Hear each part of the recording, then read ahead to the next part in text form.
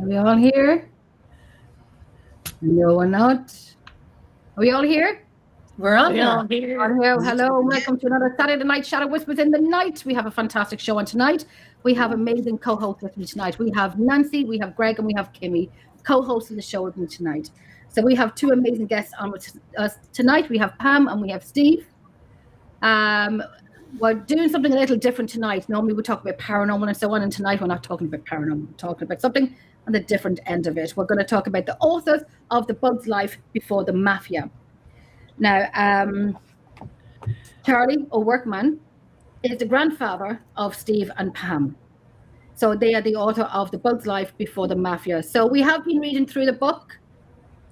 We have a few questions for you, and we have dug down into the rabbit hole. And we're going to looking forward to it. Outside of the book. So my first question is, what made you want to get your story out there about your grandfather? I didn't. He didn't. I didn't. He did not want to publish it. Pam. And so I had been writing for a while, and our cousin had said, you really need to put this in a book. Your dad would be very proud. And I was like, a book? I don't know how to write a book. So I told my siblings about it, and they was like, yeah, sure, go ahead, Pam, get on with it. Okay. And then a little while later, I told Steve, I said, you need to check this out. I'm struggling here. And that's how he came about to come with me. So well, her efforts started on completing where our dad left off. He was doing genealogy, basically, in addition to always looking for his dad. And so the story goes back quite a ways. But so when I started working with Pam, taking what she had the foundation. And so basically I was putting polish on it here and there and adding to it. Even then I said, this is a nice pamphlet for the family. I don't think anybody outside the family is going to be interested in this, but the family sure would be. Well, I was wrong.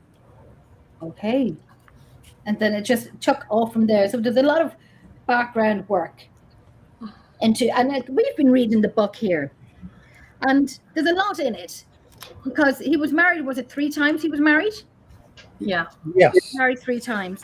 And I found when Charles was leaving, this is the part that got me in the book. When Charles was leaving, William knew he was leaving, and he went out to the car and took the flags or broke the flags on the car, which was very sad because I could relate to that a little bit, where the parent was leaving and he knew this, and no matter what.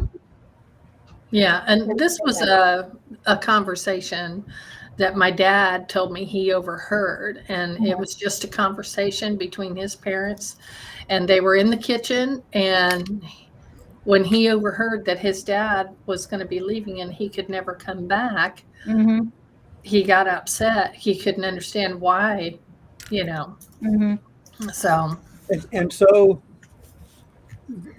we found out over putting this together, and we never really stopped putting it together, that so many family stories, it's just like when you see an old friend you haven't seen in a long time, and you share a story with them, and then they pick up where you left off on what you forgot about, right? Well, here's what we did next, kind of thing.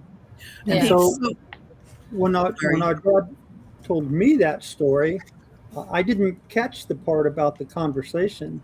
What I caught was he was upset that his dad was leaving, and he went out to his dad's car and broke all those flags. Now, a 6-year-old can do that because those are basically like the size of a pencil, right? So Yes. Broke them all off. And normally he'd really get in trouble for that, but he was kind of like, you know what? He was angry. And then he watched his dad drive away, and he literally spent the rest of his life trying to find him. And so backing up here, we're going, this is Charlie, the bug, okay, Workman, is his name. He was, Our dad's dad. so he was your grandfather, both your grandfather, and you guys wrote a book about him, and he was associated with eventually the Mafia and Murder Inc. Correct? Very much so. And so, what our book does, we cover things that are already well known about him, but what we cover that you're not going to see in any other books, any other movies, anything about Charlie the Bug, we cover his life before the Mafia, and that's why it's titled that way. Charlie, the Bug's life before the Mafia. That's it. And do you know, and I was hi Anthony, hi Susan.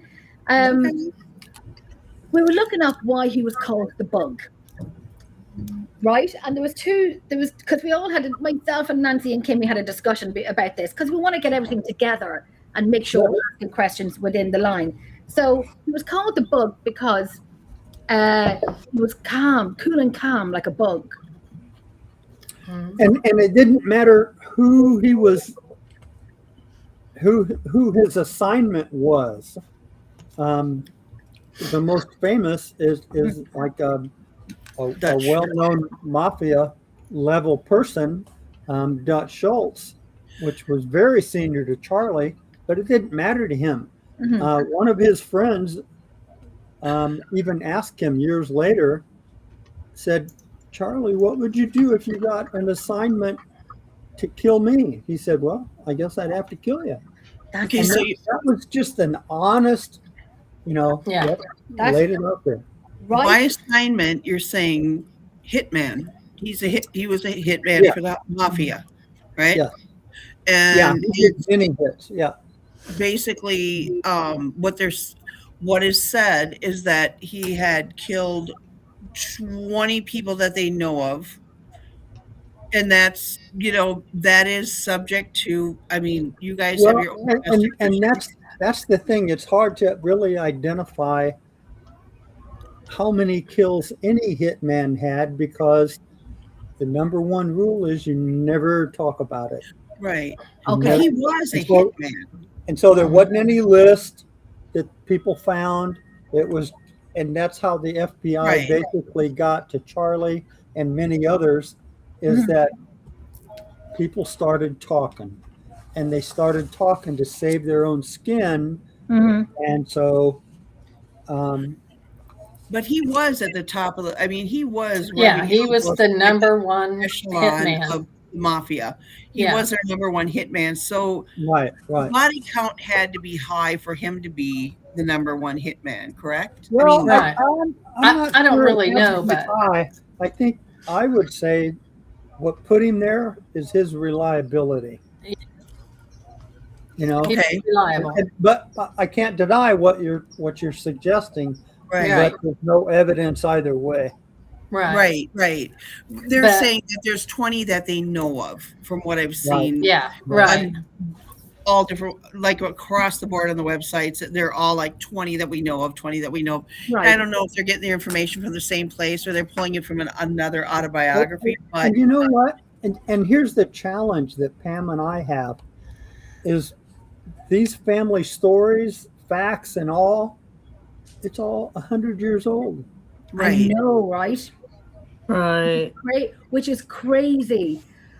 Because we were going through it last night, and correct me now, Nancy and Kimmy.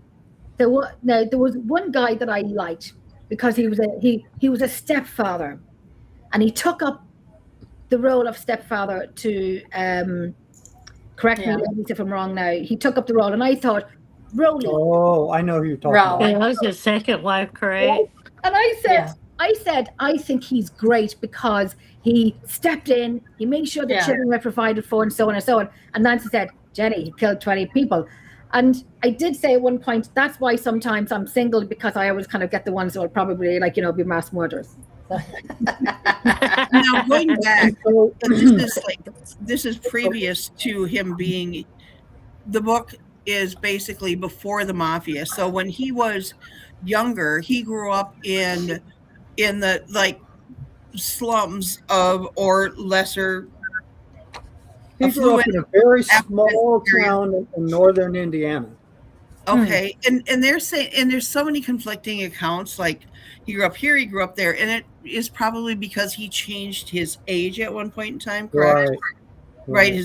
Okay, so they're saying on the streets of New York when he lived there, that he tried to go straight. He tried to work for this garment company or something like that, and it just didn't come to fruition, and he had to go back. I don't know what you're reading there, but I don't think so. Okay, so first of all, I want to say I'm going to bring up here. I'm sorry, I'm going to bring up here so you and Steve are together.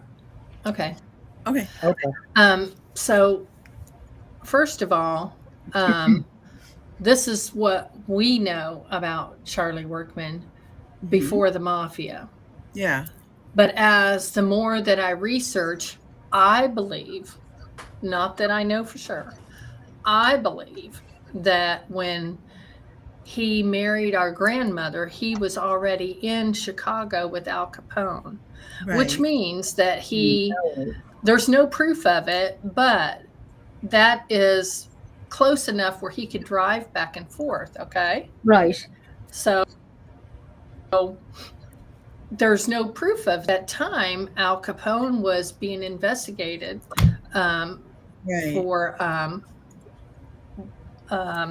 everything, pretty much everything, money laundering, extortion, you name it. And so, when that started happening, Al Capone sent his peoples different ways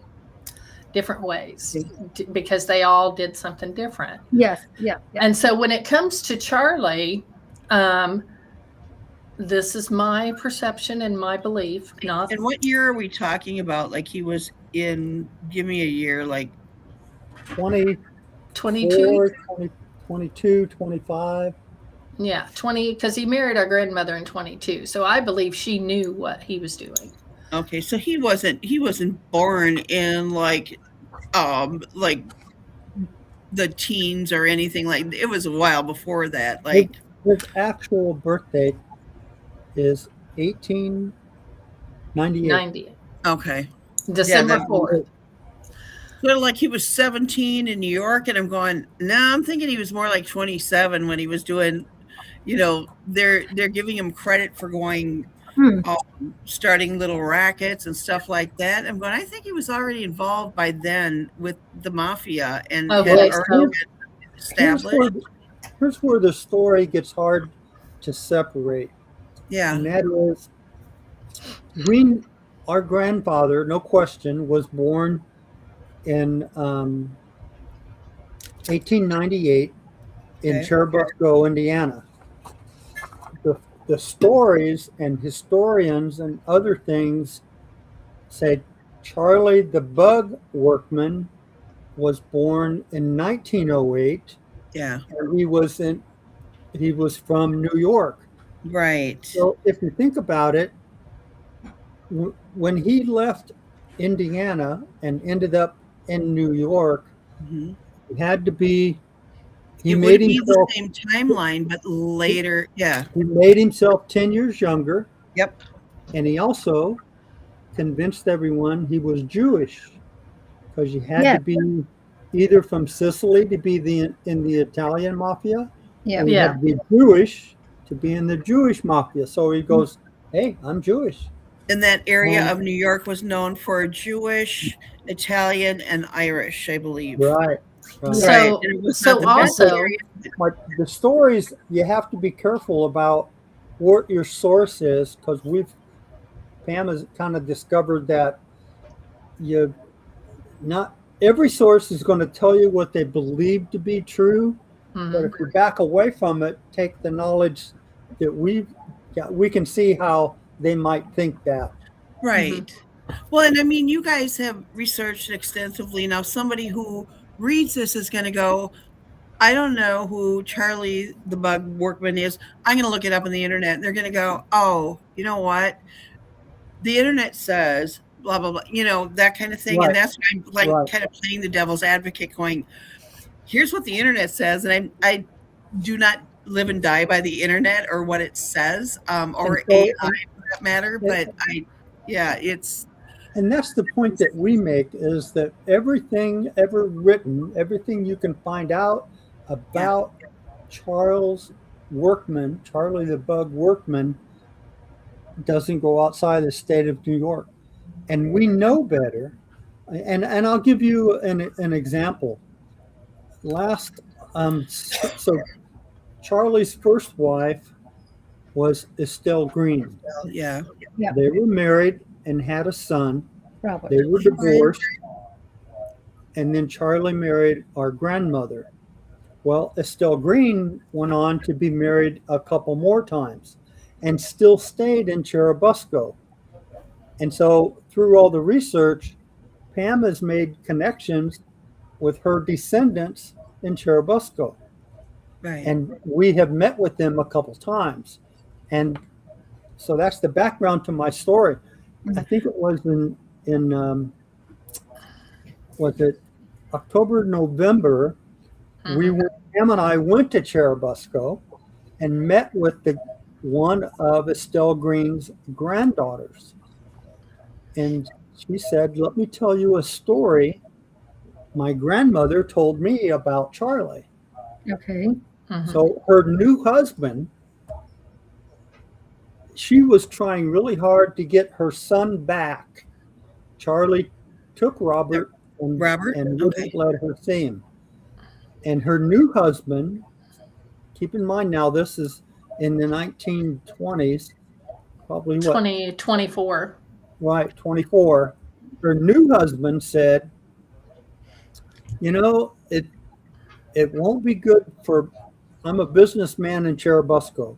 It won't be good for you, and it won't be good for my business because he's connected with the mafia. So just let it go." Oh my gosh, really? And so that story was from 100 years ago. But here's this woman who's like 83 years old telling me, this is what my grandmother told me when I was a little girl, and I've never forgotten it. And so we look at things like that, and there's so many of them. We look at things like that and go, you know, this is probably not a made up story. Right. Another one and another one. Well, you look at the Native Americans, and they passed everything as word of mouth. They passed everything down as a verbal history. And basically it's the same thing. I mean, some of this, because when I look on the internet, I'm going, they don't even show a second wife. And Pam and I were talking about this last night, going, there's no second wife showing. It's like 1 and 2, but if you find one, the number 1 was in Indiana, so that proves he was here. Right. So if it mentions wife number 1, he was here. Right. Yeah.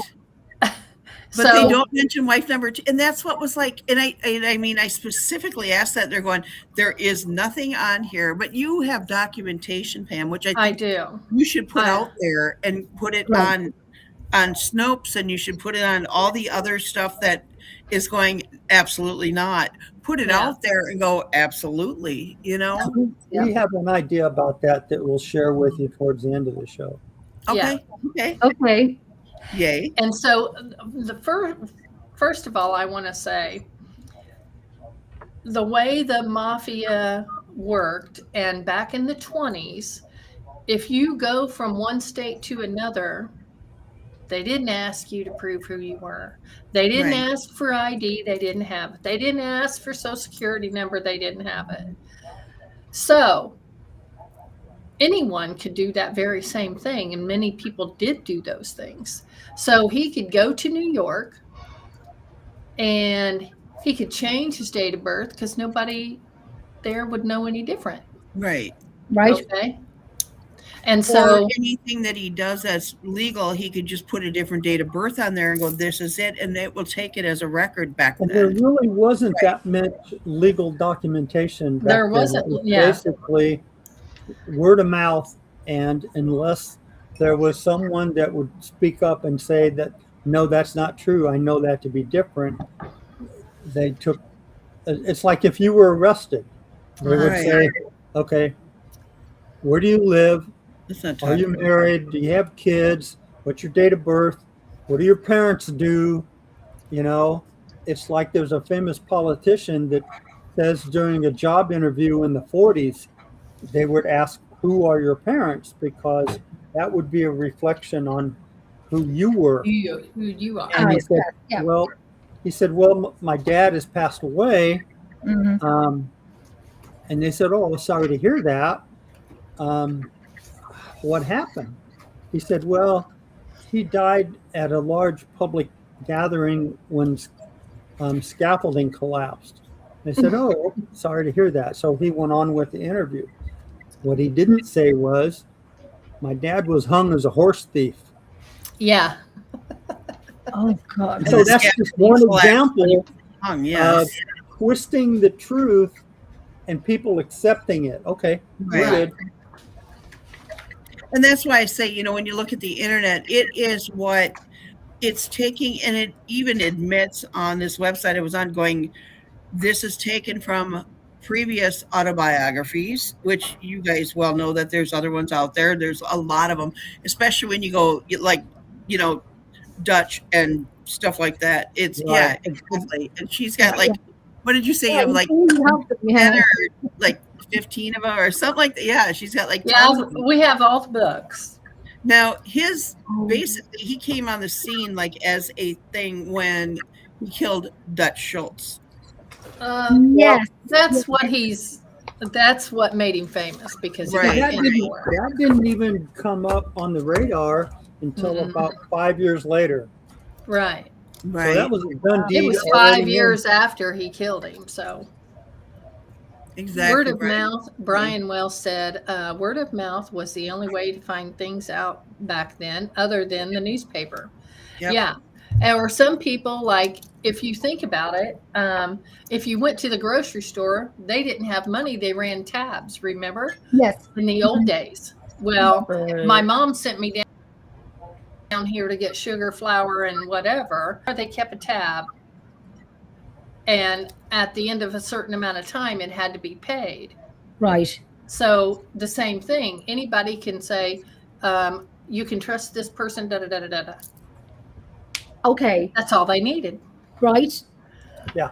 Okay. So It's kind of like, I mean, sorry, go ahead, Nancy. Go ahead. After he left the first wife, got together with your grandmother, Martha, my mother, yeah. had children, he was a second of, is it 7? He was a second child of 7, right? Is it 7? Who, Charlie? Yeah. I think Well, he was that's the what they tell you His Yeah. about the New York family. I right, think- well, okay, yeah. I mean, grain of salt, I get it. 2, 3, And 4, he 5, was 6. Yeah, so there's 6 altogether. So there's George, Jesse, Shirley, Grover, and Nora, and then Charles himself. Right. Okay, sorry. Yeah. And then, but Pam and I were talking yesterday and talking about how they're going, oh, okay, well, the first one had another son by him right when they split up, and the name was actually somebody that was in your grandmother's family, right? That was actually one of the siblings in that family, not from the previous family. Yeah, you were Correct. talking about our dad's siblings. Our dad was Yes. the first Yeah. child born with Minnie and Charlie. Yes. He was the oldest. Okay. And so when we think what happened, because when Charlie took his son from Estella, brought his son with him, because Right. our Yeah. dad Yeah. grew up with a stepbrother, and that Yeah. was who it was. Right. Okay. They were very, very close. Then Why do okay, you think? Go Oh, go ahead, Go ahead. ahead. Ask a Okay. question. Why do you think he took Robert and showed up with your grandma and then left y'all all over, like left the kids there and then went and found the other wife? Like, That was gonna why do be you my think that question. was going on? Okay, so he didn't leave Indiana until 29. Okay. So him and our grandmother were together from 22 to 29. Oh, okay. Okay, so they had 4 kids, and then he brought Robert. That made 5. Yes. Right. So the reason why I believe that he was in too deep to save the family, because back then when you would leave groups like that, and they didn't want you to leave, or you owed something or anything, they would go after your family. Yes. So to protect his family, that's why I think created the a whole nother conversation. family? So the That's why I mafia think- was big in Indiana too. Oh, big time Chicago. Yeah. Northern Indiana, not far from Chicago. Right. Right. Okay. He And went the- on though to create a whole nother family. Why would you create a whole nother family if you're trying to protect that family? To fit in. Because they don't know, Right. it dead ends. They don't know anything about these families in Indiana. Okay, so they're all separate because I know his second wife, he got. So 24, on this December the 3rd, 1922, Charles married for the second time to Minnie Smith, and they had 4 children. Mm-hmm. So they had Right. William, Grover, Maxine, and Dudley. Yes. Okay, if you're protecting them, why are you moving on to another? Aren't you endangering that third family then? Because Well, you are still That Charlie. is, Bugs. there's, So- you can only speculate that. Yeah. So what we're thinking is But he the had another family, right? the associates in the mafia may not have known too much about each other's family. You're only going to know what I tell you or Yeah. what you see. And so if I And don't if- tell you, You the ain't got knowledge is not out there, to know. and I leave, then no one knows but me. Right. Okay, see now what I'm reading about the mafia, and I'm going to like Mafia Inc. or Mafia.com and all that, is they keep close tabs on the family in case anybody strays, talks, does anything else. They can Right. threaten you with the family that you have. And so in our case, what we're telling you is Charlie did both. Okay, right. Right. Charlie left and kept close tabs Right. on her family. But Okay, Yeah, because I in have the a hard book it time talks with about the him leaving altruism. money in the mailbox, correct? Yeah, Yeah. I get Yeah. that. We can't tell you why he did things. We Yeah, know what no, he did. There's, yeah, Right. it's 100 years ago. Yeah. Right. No, and I get that. I'm having trouble doing the connect where you would start another family and you're protecting this family. And because, and it's weird that he put the money in the mailbox and everything else. Is it guilt money? Is it this? Is it that, kind of thing? Is it, Right. it's Hello, Anita Silver. a conundrum in my Thank head, you for stopping in. Oh, sugars. sort of. I think. I think. So I think you can get confused about anyone, even today, leaving their family Right. and starting another family. Oh, So Definitely. Right. and that's it's just common. It's common when somebody leaves a family, they're going to start another family, and as you said, to fit into another state. They, Yeah. 'cause if he's trying to fit in, why would he act any different? Why would he be? like a single man Not- goes somewhere else, and he's a single man, no children, no X, Y, Z. But like Nancy, Kimmy was saying about him still leaving money in the letterbox for. Yeah, well, I mean, when the kids, every time the kids seen the car down the street parked, Yeah. they didn't know who was in it. They know that there was a man sitting in the driver's seat. It was a big black car, and he sat there and watched them the whole time that they played. On those days, they would find money in an envelope in the mailbox. Isn't that just crazy? Even like 100, like 100. Hi, Anita. Even like 100 years ago, and Yeah. you still have that. And yeah, I'm very, very much into the mafia. I'm fascinated by them. I'm fascinated by the loyalty to Yeah. to each other. So I think that the reason why he was there watching them himself Yeah, is that's his way of keeping his Indiana secret. right. You know what I mean? There's Kieran. I'm going to say hi to Kieran from Paranormal Hi. Residence. There's my Kieran. Hi, Kieran. Hey, Kieran Kieran. is an amazing Kieran. There's more to come, but isn't it so interesting? And like I know, I've been watching here in Ireland. I will be honest. There is a mafia in Ireland, and there's a documentary about it. But you know what? I kind of didn't watch it because it was mafia Ireland. Sure, we all kill each other here. We all kill each other. There's nothing like that's probably an Irish thing to do, but there's nothing like the Italians to do it. And then what I read up as well. Now I'm not going to say the name because it was late last night or early this morning, and I was looking up, and my iPad is upstairs. But when the Italians and the Jewish came together, and they were to now Nancy and Kimmy, we were there, correct me again, that they worked together, but the Jewish looked after their own and the Italians looked after their own, but they still worked together. Is Okay, that- so So what we're finding out in our research is the way those two groups came together is the Jewish mafia was the enforcement. That's how that became Murder Incorporated.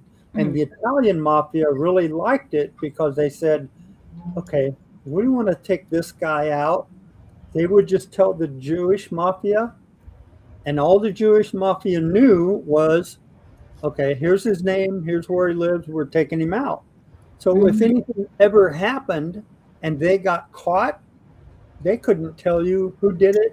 And I think you can get Who ordered the Italians hit if they wanted to. Yeah. And they really liked that arrangement, so it kept going. Right, Brian? Yeah. Right.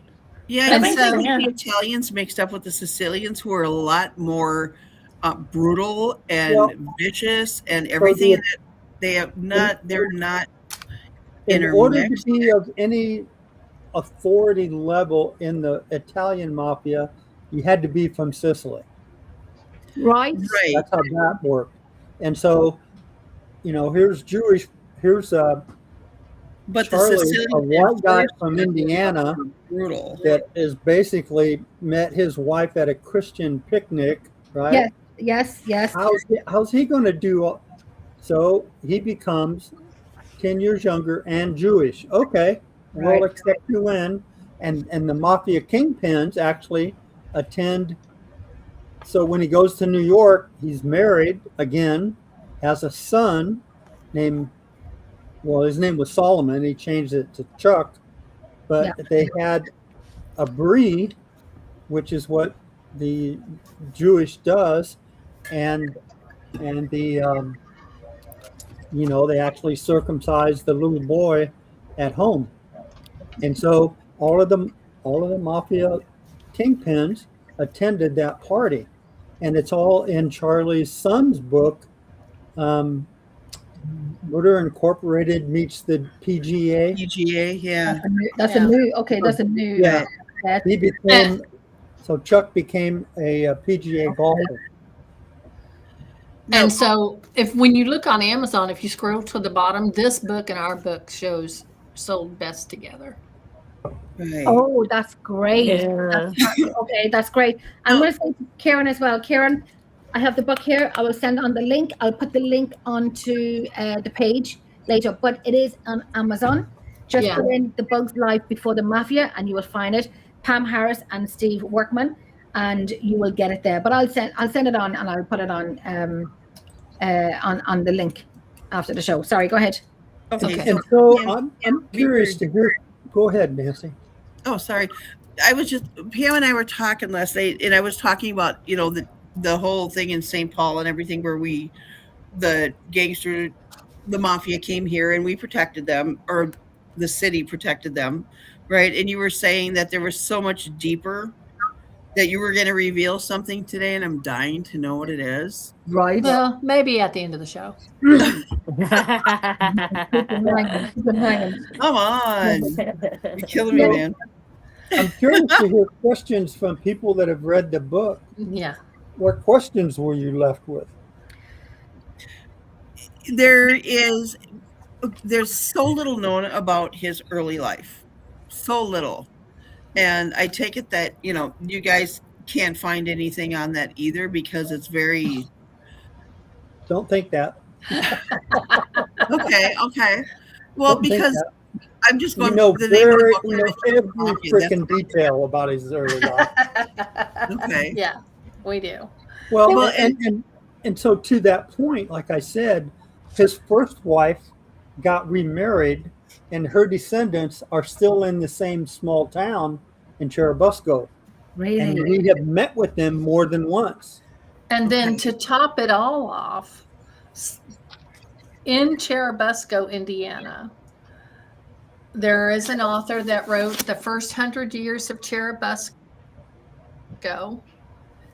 And in here is family, Estella, our grandmother, the only ones that wrote about him. Oh, my. Oh, And so Charlie was a mechanic at a gas station, and the story in that Yeah. book, it's all historical about Churubusco, but there's a picture of these 5 mechanics in front of this gas station, mhm. and one of them is Charles Workman, and it goes on and lists his marriages, his second marriage, Right. and Their and kids. he left the area. Do you know what? So on his own, that person found out all those things. Tanya, hi Tanya, how my love. Do you know what Wow. fascinates me? And I will say, because we were talking about it, and it's the guy Rowley and Minnie. Rowley. Oh, Raleigh. Oh, Raleigh, Yeah. Raleigh. Okay, and I'm Irish. We say Rowley. So, That's okay. Rowley. Pretty So- common. He now Nancy again, correct me and Kimmy, because listen, when we talk, it's late at night time. So was it Rowley that Nancy you were saying to me last night that if he was friends with someone but he has an order to take them out, no matter what, he takes them down the street? You mean Or- Charlie? Yeah. Yeah. Charlie. Charlie, yeah, one of his friends or something like that. And then there was Oh, and how cold it was that he just took him out for a walk from his family and like walked him down the street. Well, Like, it was pretty common. It was pretty common for Charlie to contact whoever it might be, and no questions were asked. They're like, "Come on, let's take a ride." well, I would So imagine if when you're part of that, you don't know if you're coming back or if you're going with them to go he's for a a job. known hitman. You just go. He's an enforcer for the mafia. If he takes you for a ride, I'm thinking, shit. Sorry, Maybe. But no one's going to tell him no. So remember Right. that, They're gonna go because with him. They're he gonna has go, like, high okay, respect. well, "How can I help you? Right. What do we got to do now?" Yeah. Yeah. right? Tell your family I love you, kiss the dog, and out the door you go. And you're like, I'm never coming back. Sorry, bye. and they You just know? ordered dinner, and then like you said, that they take them for a little walk down the road, and hey Dobbs, like take them out, and like you had dinner with the family and the children and so on. That's it, Dobbs, that's it. And they take them down and they listen. I know I watched this show called Goodfellas. It's the movie, and listen, I watch that every 2 or 3 weeks. I'm obsessed with it, and this is the loyalty that they have to each other, and sorry, go ahead, I Steve. hate to see any And so- blasé attitude about it going, that's what they did. Well, That's what they did. 20 Okay. people this guy allegedly There killed. was also Like in cold blood. Ordered to There's kill. also a tremendous amount of respect. And so if Charlie did that, Yeah. went and picked somebody up, said, "Come with me," Right. and that guy never came back, guess what? That guy's wife got an envelope of money every month. Right. They took care of the family. After them. But That I do know. again, like, oh, thank you. Oh, I feel so much better. You took my husband and you killed him in cold blood, but you sent me money. I mean, there's no way of knowing what they Logic thought. to it. But see, if Sorry. that person is talking when they shouldn't be talking, if they're saying things or doing things, They wouldn't be getting any money for Then they're- one. But you know then what? they- I'm going to be real about this. And this is going to sound, Jenny, I shouldn't say that. You can't say it. Well, if I shouldn't and I can't, then you know I'm going to say it. Say it anyway. Oh, I'm going to. If you have your husband's taken out, and I'm sure they have a lovely, beautiful marriage, and you get an envelope of money every month, and you're looked after, and they look after you because to keep you quiet and keep you sweet and whatnot. And it is sad. It's sad. I mean, But- the husband obviously did something to be taken But, out. Give me the but money. not just mafia, but the wives of mafia Yes. had the same. They had to, Long They and knew. short of it, it was called Murder Inc. because it was murder. They murdered these people in cold blood. Your grandfather murdered allegedly 20 people. Okay, say it wasn't 20, say it was 8, say it was 10. He murdered them, just murdered them, not war, not So, street battle, so not first of anything like all, that. you need to Like, know that bam. we're not condoning what he did. right. We're I'm not just, condoning like, what he bringing did. the proper We're relaying context. a story that is over 100 years old. Right. That's all. And the mafia still goes on to this day. I mean, there's backhanders. Well, I'm not going to say too much because we're live on different channels, but there's Well, I get it. backhanders It was to the mafia. norm back then. I get that. It's just like, to me, it's still horrific being from this day and age. It is horrific that, and they called him the Bug because he was so cool and collected about it. Just, it's a job, you know? It should me, be horrific. That scares the shit out of me more than anything, that let somebody me could tell do that you, about it. to his family members that happened to be around, including his mother, it was horrific to them too. Yeah. And No question. But and I will say, at the end of the day, and I'm going to say what I think I know of the mafia. They were a family. They looked out for each other. They got paid, and a job was a job. And people are just built differently and think differently. And it was a job. You got paid. Yeah. You stay quiet. If you go to prison, from what I know, is that they are looked after in prison, even by the guards, little backhanders. So it's kind of retrospect. I'm not going to do my mafia accent because I did it before, and I'll probably do it at the end of the show. But Do it. yeah, no, I'll do it later. But the respect that I was talking about is while they're doing terrible things, there's amongst each other, there's a level of respect, especially if they knew what that you knew, but you never talked. So Right. let me give you an example. So Reading that makes you a stand-up guy. in their eyes, yeah, even though Right. they're doing terrible things. He's a So- godfather. In Chuck Workman's book, The PGA Golfer, he tells the story about when his dad got out of prison after, 23 years? Mhm. And so he was spending time with his dad, getting to know him, because his dad was in prison since he was like 5 or 6. And now he's in his 30s. He said, you know what? This is in his book. He said, Dad, I just have to ask you, did you do the things that they say you did? Did you kill Dutch Schultz? No. His response was, I haven't talked about this for 35 years. What makes you think I'm going to tell you? Holy crap. That was his Wow. response. And that's from his son, So. Right. Okay, so basically, Okay. leave it back there, and even to his own son, he wouldn't even tell his own son. Mm-mm. And wow. So Greg there's and Kimmy, you've been all quiet. not enough No, I respect. am, I get with when her. you talk about a situation like this, you talk about a livelihood Yes, and the absolutely. things that a person did to go ahead and make money for his family. Right. And if it became that, and he had the soul to do it, hmm then so be it. I had a lot of friends. Right. I grew up in the city of Chicago. hmm Tony Accardo, we used to run by his Yeah. house from football every day. That kind of thing. When they're part of the society, and they are. Yes. Yep.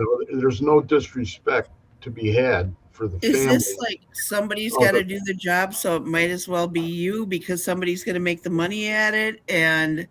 But Well, back then there what's wasn't the any money difference like then? that This to be guy had. picks a mechanic. Okay, this guy goes, I would never do that. I'm going to be a mechanic. This guy goes, yeah, I'm good with it. I'll kill somebody because I'm going to make money for my family. Simplistic, I know it is, but I mean, long and the short of it is Chances are it starts out at a lower level. at a lower level, and Like it running yes, and you alcohol, don't notice the difference. maybe Yes, good strong point. arming Very good somebody, point. beating somebody up. You owe the Yep, boss yep, money. You better pay him. And At what point do you not notice the change in yourself and the change? I get that. No, that's a very valid point, Steve. Thank you, because that is very valid. Once you move up and you go to this, and you go, this is okay. Where's the unacceptable level? Now you don't have one, and you go, you know what? In for a penny, in for a pound. Mhm. This is what I do, and I'm good so at it. talking about I am respected for it, and this is where I am. No, I get that. I do. talk Don't about agree being with it. That paid. one little iota, but I get exactly where you're coming from. Right. So, And- Talking about being paid, Charlie's family Yep. got an envelope of money every month the whole time he was in prison Yes. and after he got out. and that just makes me go, The rest of his life. They also took care of his son. They took him to the circus. They took him to Yeah. school. Whatever he needed done, it was his uncle. It was That's how they provided looked at it.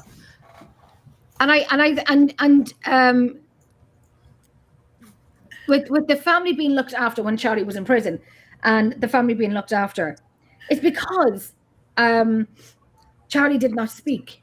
He could Right. have. He It's could because of the respect they carried for him. Right. And keep in mind that money that they got came out of the pockets of other mafia people. They Right. didn't collect it from a bunch of people. It came out of their pockets. from the other. So Charlie could have spoken and got himself off the hook, kind of thing.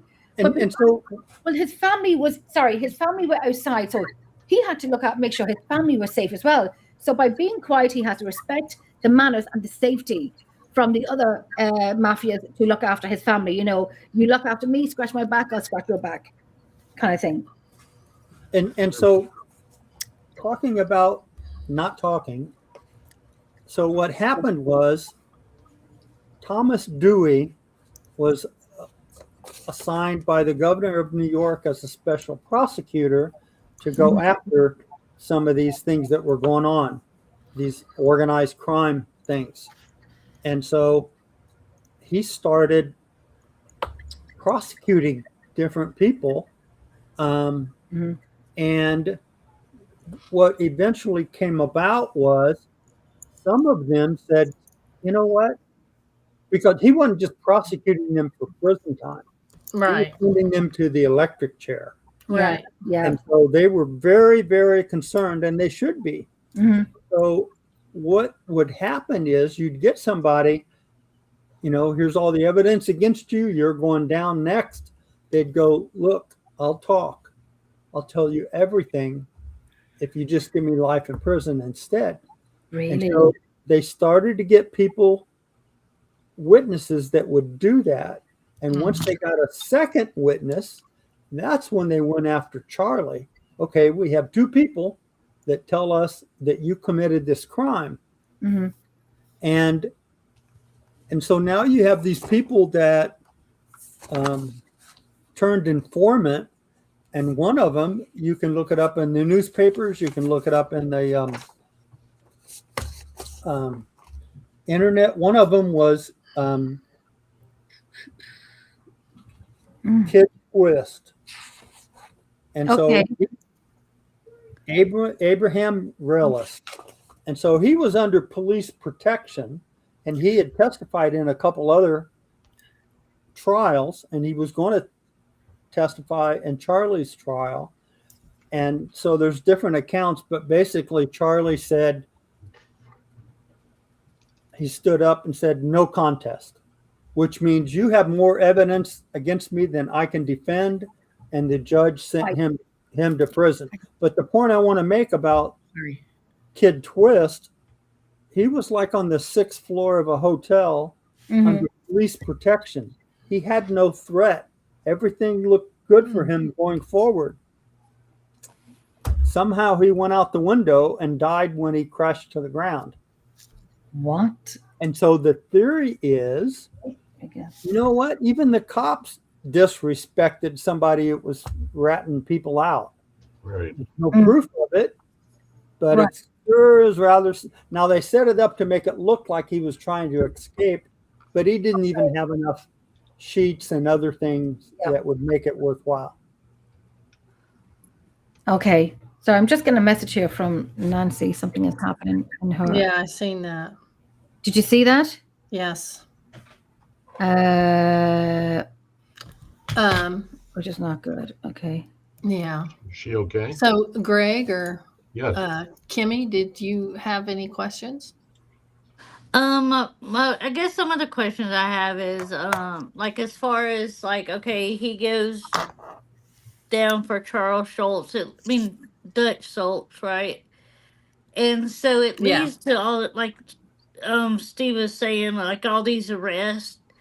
Like what I know, like for the rest of them, like they either got killed in prison or they were put to death, right? Right? So, did Charlie turn over evidence too? Did he speak about it? Nope. Like, what made him Nope. survive so long where Nothing. the others didn't? And so No. what happened was Charlie was sentenced to life in prison, which at the time in 1941 was 12 and a half years. Typical sentence. That's what he got.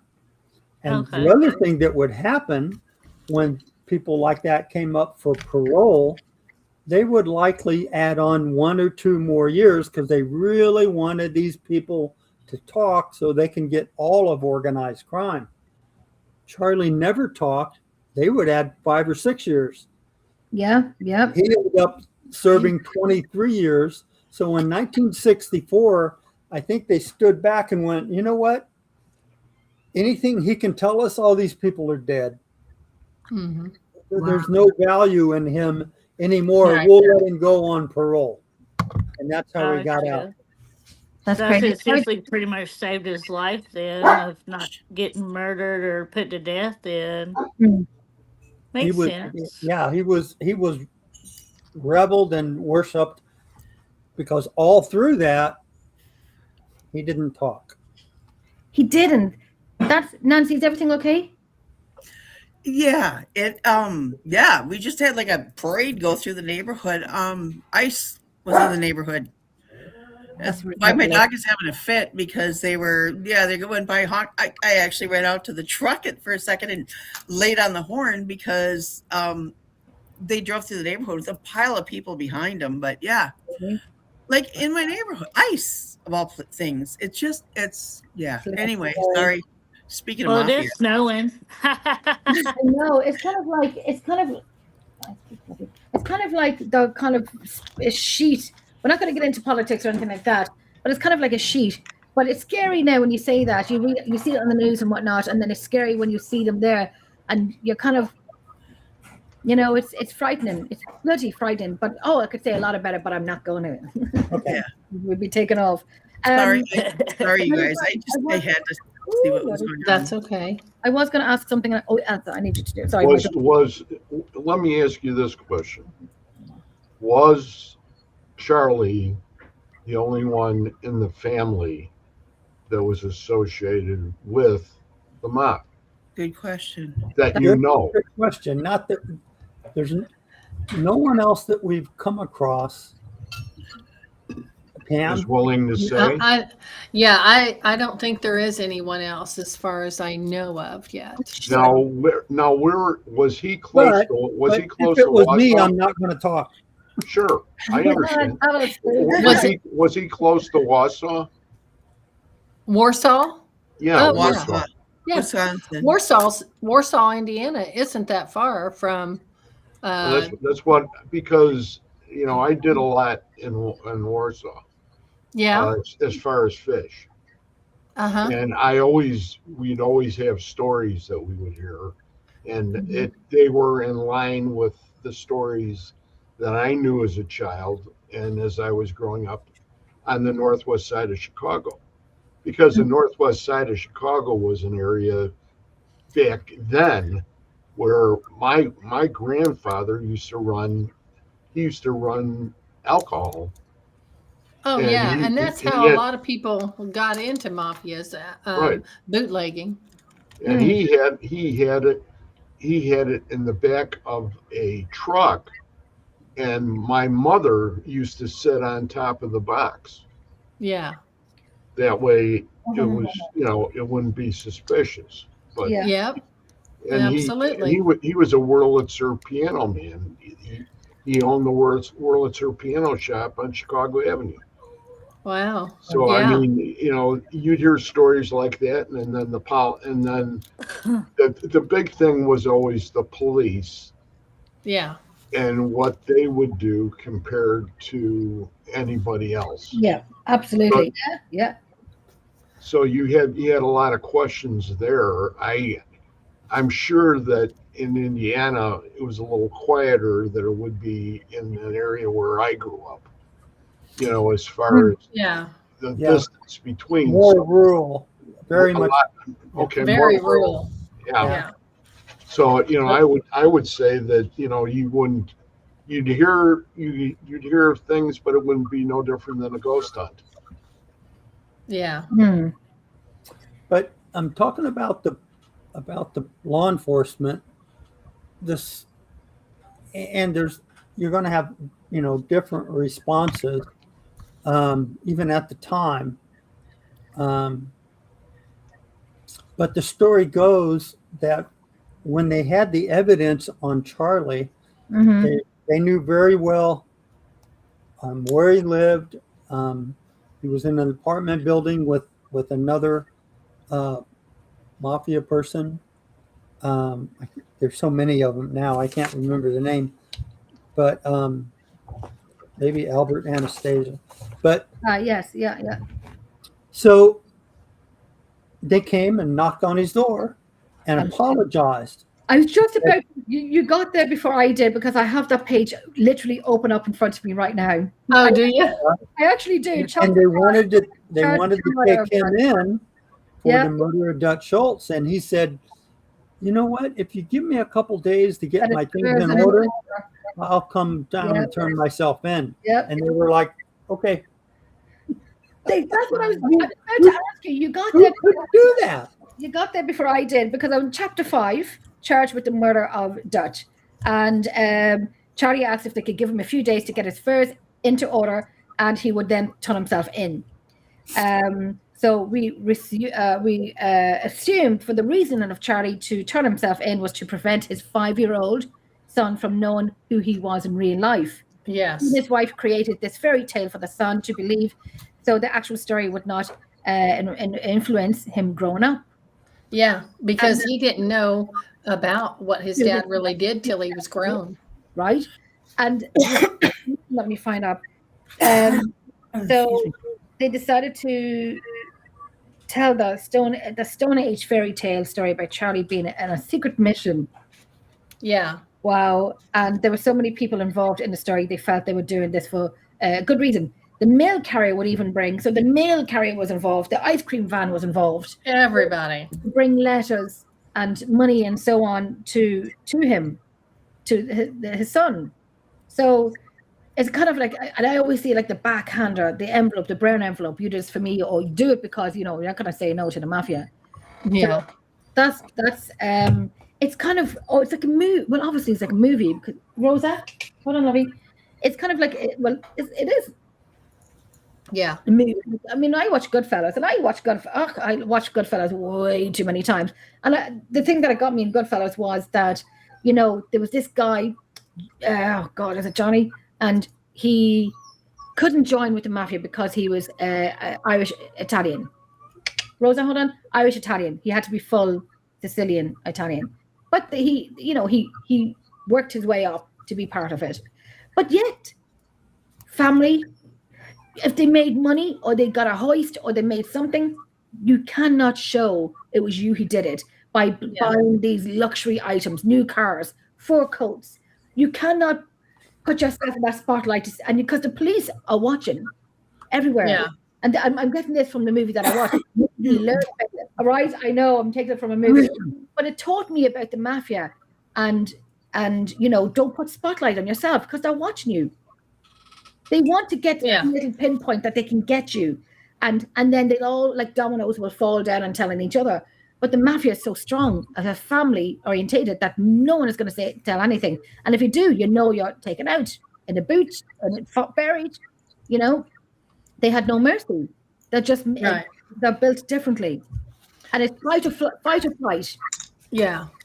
So I have a question for y'all four. Not me. Yes. This one.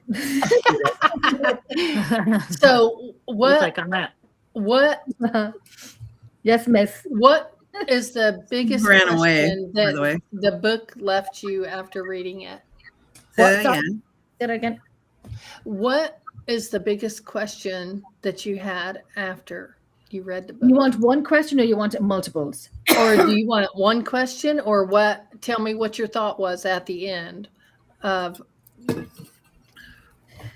My gosh, I think for me, it's what I think with Charlie, it's extremely family orientated, that I want to be inside the mind of, in the circle, and find out why they're like this. Yeah. You know, what made them. Yes, I know Nancy was saying that they're doing it and innocent people are getting shot, but that was what they did, and they're still doing it today. You have the cartels, you have the mafia, you have all of them, the drug lords and so on. I find, and there's even gangs going around this day, and even in Ireland and so on, that are not mafia, but they act like the mafia. They really do. They're just not called the mafia. I asked Rihanna. So my question is, at the end of this book, we need a part 2. Okay. We need a part 2, and we need. Yes, we have Charlie and we have Dutch and so on, but we need, like, I want to know about the Capones. The Capones. What do them do? So, along with what you're talking about right now, I noticed in the comments, Yes, somebody asked, "Where do you get the book?" that's my I, friend. I answered him. That's Karen. Yeah, okay. So Yeah, everyone knows, if you go to Amazon, there it is. Karen, go to I work with Amazon- Kieran, so I work with him, so I give him all the links, and I'll have the links put up on the pages at the end of the show. I have it up already, but I'll refresh it. Okay. So you can go to the search bar on Amazon. Yep. Put in Pam's name or my name or Charles Workman, and the book will come up. Mhm. Yeah. Yeah. So My comment is, I know, in reading it, I think it skipped over a lot of. It was facts, it was dates, it was people, but it skipped over a lot of things that bothered me about the whole thing. I mean, they're mafia. I get it. They're mafia. Somebody's going to be mafia, but it's still, in my mind, and I get that it's a slippery slope and everything else, but doesn't make it okay. And I get that you're not trying to say that it's okay, but it's still. It's what's I done is done. understand the thinking, but I am cold-blooded comes to mind. Killer comes to mind. We're still doing it today. They're still- Any books about the mafia, you're probably going to feel the same way. I because- understand. Yep, but Right? this is your grandfather, so I'm like, I'm sorry, but your grandfather was a cold-blooded killer. They hired him because he was. Don't be sorry. I'm just saying. Yeah. No, the other cold-blooded killers also had family. They had Absolutely. wives. They had but we're kids. specifically going Charlie the Bug Workman. So that's my thought on that. Is okay. all right. That's fair my enough. What grandfather about worked you, with Greg? Houdini, but Hey. I don't associate it. Anybody if you go up, you take it up 40, 50 years, you got the Sopranos. Yeah. There's no difference. No, People have to go ahead and zip it. and there's or going to not, be and people then- that do that, but and I get that they have a level of respect within that crowd, but those of us on the street, especially dealing with what we're dealing with here now, I have no level of respect because somebody kept their mouth shut about murders and everything else. I've got no Mhm. level of respect at all for those people. None whatsoever. None. For the mafia. No, none. Oh. None. Oh. Zero, Zelch, Zippo, nada. None. Okay. So I don't give a shit how hard it was for them to keep their mouths shut because they killed somebody or did this and that for the mafia. Doesn't matter. It's not. I have no respect for them. I have no. They're taking human life. I have no respect for them. Crazy that you see how we're all friends and so on, but we think differently. Where I am fascinated by them. Oh, I'm fascinated by You it know? too. I mean, I read Dillinger slept here for like this whole area here in St. Paul. My mother was enthralled with the mafia people that came into the Lowry Hotel. She was an operator there, and she was just like she was floored. And this was back in like the 30s and 40s, and she was enamored with it, just enamored with it. And I did not get it. I mean, I wasn't even that fond of Kennedy because of the crap that he did, let alone a gangster. I have no respect for that. I have none. I don't. I respect the mechanic down the street more than I do anybody who makes their living off of killing other people or taking from other people. I think as well is kill or get killed, and that's your job. And that's what you put yourself into. So that's bullshit, Jen. I'm sorry, I call bullshit. It's your job. It's your job to kill. But honestly, you tell that to the guy when you get to the pearly gates going, I was just doing my job, guy. Look at Kimmy. But I know, right? But 100 years ago is not how we think now. Well, I know they think, I don't know if they think the same way we do now, but 100 years ago, it's a way of life. And yes, it is Cam's book. The way it is. Yes. And Rhonda has a question. 1,000 years ago. 1,000 years ago was cavemen hitting each other over the head with clubs. I think we progressed a little bit from there, darling. Or telling them to hang on left instead of a right and running into a dinosaur. Right? No, you want to get rid of somebody, that's the same way. Kimmy, you're on the hot spot. What do you think? What is your say on this? Yeah, Kimmy. I would love to find out like his childhood, like how he grew up, like his parents, what they did. And I hope that'll be in the second book. I don't know, maybe y'all can give us a wink on that one. I don't know. And then I would like to did y'all find out did he die in New York? Did he go back to Indiana? Like, where's the other family at? He never went back. He never came back. Died in New York. He died in New York. Most of his family from New York live in Florida. So because that's where Chuck was a famous PGA golfer, was in Florida. Chuck died in Florida and was buried there. So you ended up finding his grave. Whose grave? Chuck? Charlie. Well, it's really funny that you've got this same kind of scenario when you think about the government, and then you think about the government's role with other governments, and say for instance the Cuban connection and John F. Kennedy. Right. It's the same thing. Only instead of using one man, what did they do? They tried to bring 1,800 in to go overthrow Fidel. Well, in JFK, everybody's going, oh, he's all altruistic. He's so this. No, that little shit. Don't get me started. He was, you know what? For being a PT commander, I give him all the. Boy, oh boy, that was something. He had a lot against him and everything, and I give him kudos for that. But he had his hand in a lot of little pots that they should not have been into. So. I agree with Arizania that the mafia, and the name I couldn't remember was the syndicate.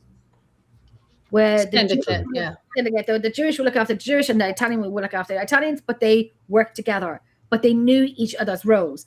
And I'm just seeing here very quickly in the book as well, when his dad was released from prison in 1964, he still could not let go of all the things that he heard from his dad. And this is what you said earlier on, Steve, that he asked his father, Charlie, did you really do this? And that's when he said, I haven't talked about this for 30 years, so what makes you think I'm going to say it? And then he said, to me, that was an admission. If he hadn't have done it, he would have just said no. So basically, forget what we're talking about. Yeah. This one now, the chapter 6, the trial of Murder Incorporated Killer, Kid Twist. Is it Rels? Is the name Rels? Relis. Relis. had already turned a rat and told Dewey that Charlie had carried out the hit on Dutch. Now, what I seen was where they did an assassination. Wes, am I saying it? Weiss, and Charlie were doing an assassination. They were doing it. Okay. Yeah. And where Wes had just left because that was his job, but Charles stayed behind to check through the pockets where Charles. Well, that's one of the stories. Whether that's true or not, it Okay. could be. We don't know. You just don't know. And it's ironic that Charles killed Dutch because he wanted to take out the prosecutor. Hi, Bobby. He wanted to take out the prosecutor. Hey, Rick. Charles saved Dewey's life, and now he's prosecuting Charlie for it. So one day during the trial, when Charlie entered the courtroom, his wife said good morning to him. Dewey wanted Charlie's wife arrested and material witness, or at least put into jail overnight. It's I know, right? Charlie had to be physically held back. And we looked at pictures of all of them last night, and I keep saying fascination over, like, this is real stuff, real life. And how do you guys, Pam and Steve, how do you feel that your grandfather was a big man, the bug in the mafia? How do you? Well, I don't condone anything that he did in his past, and that's not what this is about. I feel terrible, that he was that kind of person, but I wasn't there, Right. and you can't change history. yeah, no. And so it just is what it is. Right? You can't. It is what it is. You can't change it. Nothing you can say or do will make it different. And no, I can't change my past with my grandparents and whatnot. And I know my granddad and what war he fought in, and that kind of bloody annoyed me a little bit. But I can't change it at all. Steve, what about you? What do you think? And so, Hi, Bobby. my perspective is in '66, when our grandfather, Raleigh Walsh, died. I was 11 years old. Mm-hmm. I had never tried to figure out who was who, why grandma's name was different, why grandpa's name was different. I was 11 years old. And so my older siblings said, that wasn't your real grandfather. I didn't know. That's the first I heard of it. And that started my education on this other person named Charlie Workman. But it's kind of like finding out something about a school that you went to that happened at the school 10 years before you went there. It's not about you, Right. doesn't affect you, and you couldn't, it's just information. Oh wow. But Yeah. I can tell you, I've seen my dad, and that when he told the stories, and this is something that we learned, that Pam and I learned over time, is that, okay, he told us some of the stories, but not every one of them. He told our cousins some other stories, and our older brother, his comment was, I never heard any of these stories. Right. And so you kind of get an appreciation for a time in life and where people are at that time, and the interactions that you have. That's what I've gotten out of that. And my friend, my sister from another mister, Tanya, on TikTok is saying you might not agree with what they did, but gotta be thankful they were there, because you wouldn't be alive if they didn't live. Right. Exactly. Thank you for that. That's Tanya. That's my Tanya. Yeah. Me and Tanya did a tour last year in Scotland, and we got matching tattoos. We did, and it was great tour. I love her. I showed her how the Irish drink, and she's never come back to Ireland again. Maybe she will. We don't know. So earlier in the show, you talked about a rabbit hole. Yeah. Yeah. So, what is your biggest rabbit hole, y'all? Oh. Rez. Sorry. Well, no, I'm just looking at this. You don't ask questions usually. Yeah, right? You just kind of keep it quiet. The rabbit hole that I was thinking of, hold on, I'm reading something here. I'm just reading about when, Steve, you were saying, when you were asking, questioning, it was an American magazine with a story about Charlie the Bug being charged with the murder of Dutch. When he showed it to his mother, she threw it in the trash and never spoke of it again.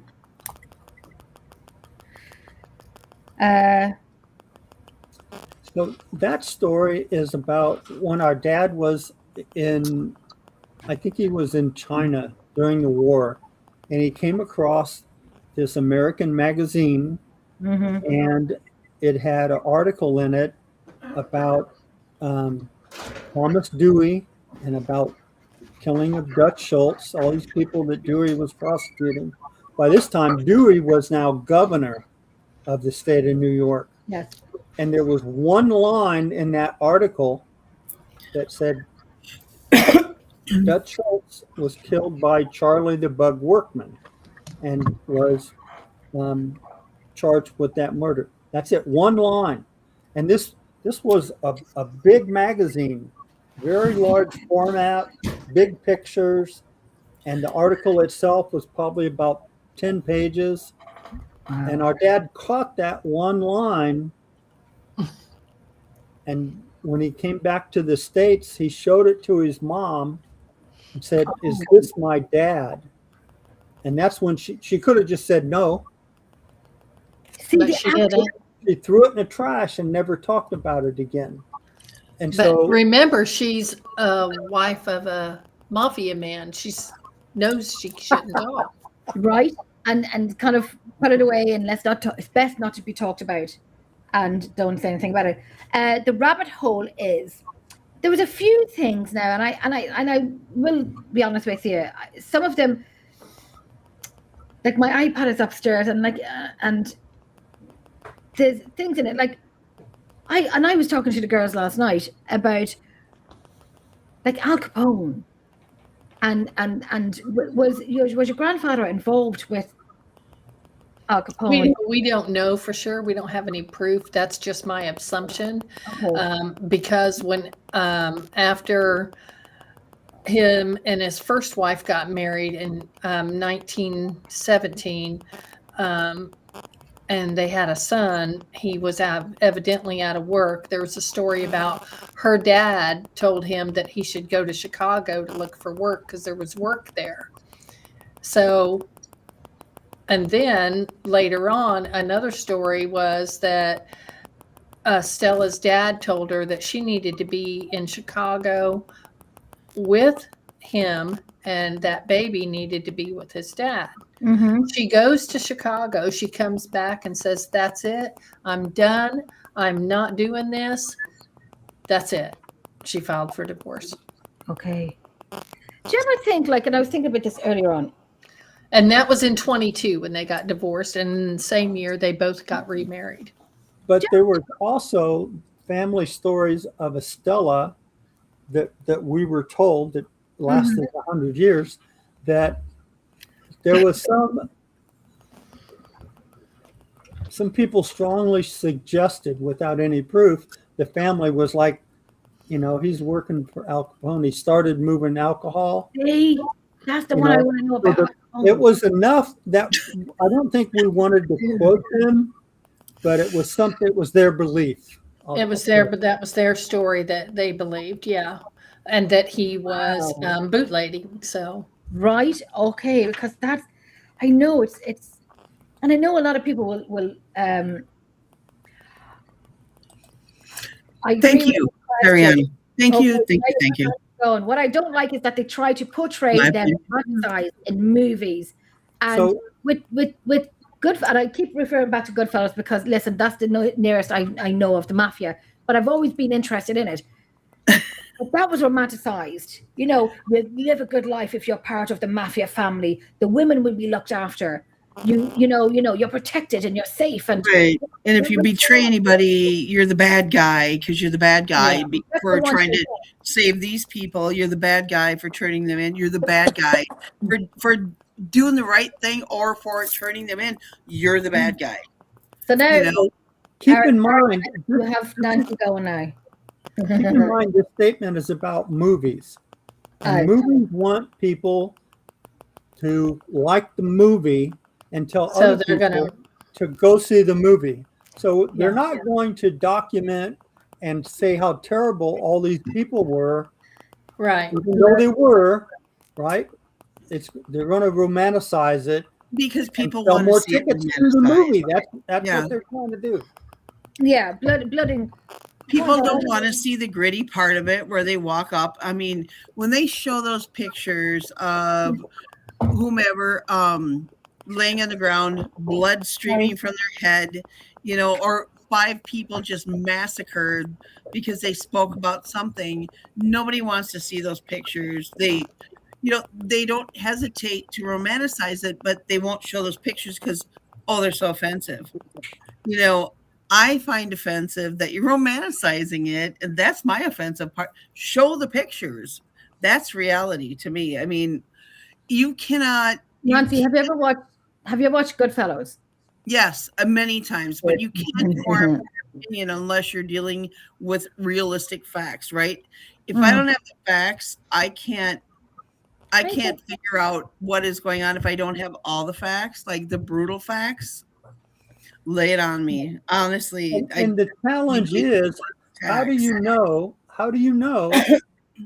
when you have all the facts? All we know is what you don't. But that's my point. give me as all much we know as is you what people have. tell us, what people present as the truth, and you can challenge it over and over, right?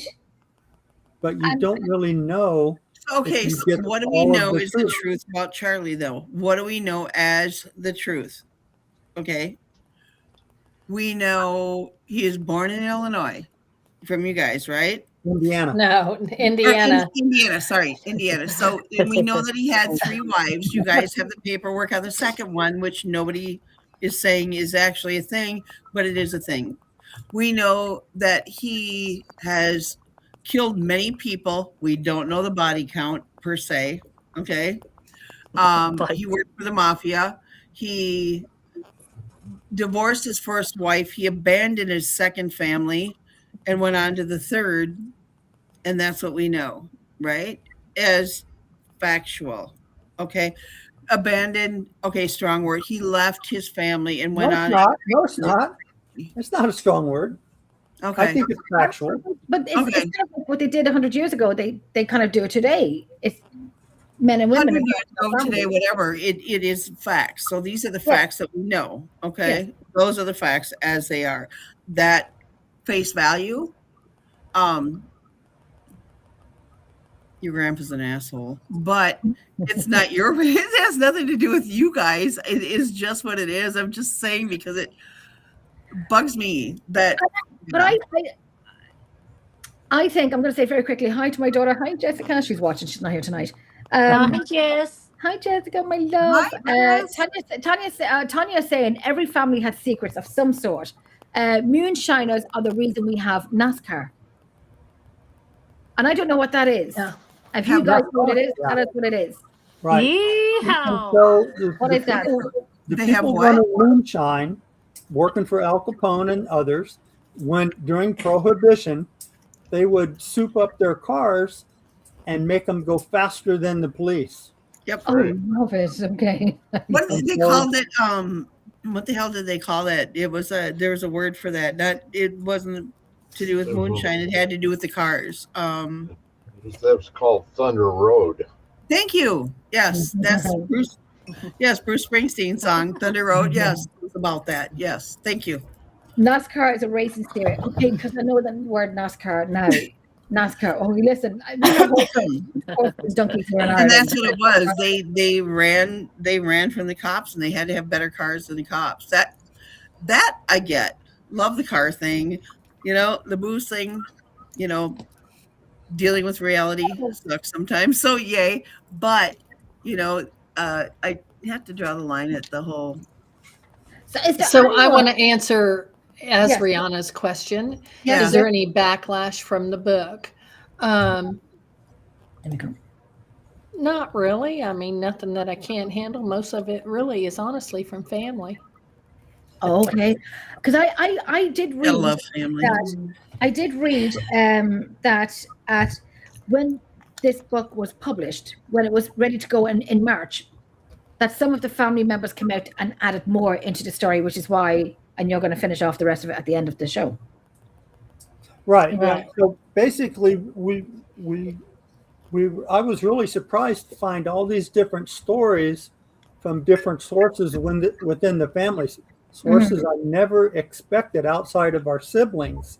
Right. So we were about to publish this first edition, and we got word of another story that was very, very appropriate. So we held off on the publishing date, included that story, and so that's what that was about. And we continue to hear stories that we never would have imagined from sources we never would have thought Thought were real. of. Yeah. And the thing that is 100 years old, maybe a bit more, that you wish there was, and yes, there is living relatives, but you wish that, you could get from the horse's mouth. And Yeah. I'm just that person that would sit and talk with them. And, yes, I know what they did was extremely wrong. Everyone's doing it to this day. Everyone's doing the same thing. They're just not called them. There are some mafia, you have the cartels and whatnot. And you have extended family, Right. but you don't have the horse's mouth. And yes, thank God you have stories from the mums and the siblings and so on, that they can carry the stories forward. And this is why you have written the book. Yeah. So from his first wife, her extended family, I feel grateful that we have that connection with them, because they know they consider us as family. We consider them family. So Nice. it just made our family bigger. And another thing I want to say about Stella's extended family is they had the same situation. Their story was the same situation with a different outcome than ours. So, when it talks about Robert coming to live with our grandmother, Yes. their story sounds more sensible than ours, because I don't see no woman giving up her child, period. Well, But- the result was the same. The event was the same. It was just a different story. Okay. Do you ever Well, wonder why? and just Sorry, Nancy, go ahead. Go ahead. when how they brought the family together. I mean, divine intervention, whatever it might be. Two families came together, or an extended family came together, which is in my book, it's very cool. I mean, Yeah. family is so important, and when you find those roots and you find other people that you're connected to, it's something that you can't put words to it. It's just like there's a connection there, and you're like, when you meet, it's like you're connected, and you're going, we've common bond, good, bad, ugly, whatever it is. It's a common bond, and it makes us family, which is extremely cool. Yeah. So one of our family. cousins, him and his mother were going to church with this extended family, but never put their names together. Oh, They had They the were both same. named Workman. Their name was Workman. They never. What? Yeah. And so when they That's realized crazy. it, They're like, you're a workman too? Really? yeah. Then they had a chat, but Okay. and so that was really interesting to know that they all lived right there in that little place where Charlie was born, and they were connected. They went to church together and didn't even know they were connected to one another. Same surnames. I was going to get this question here.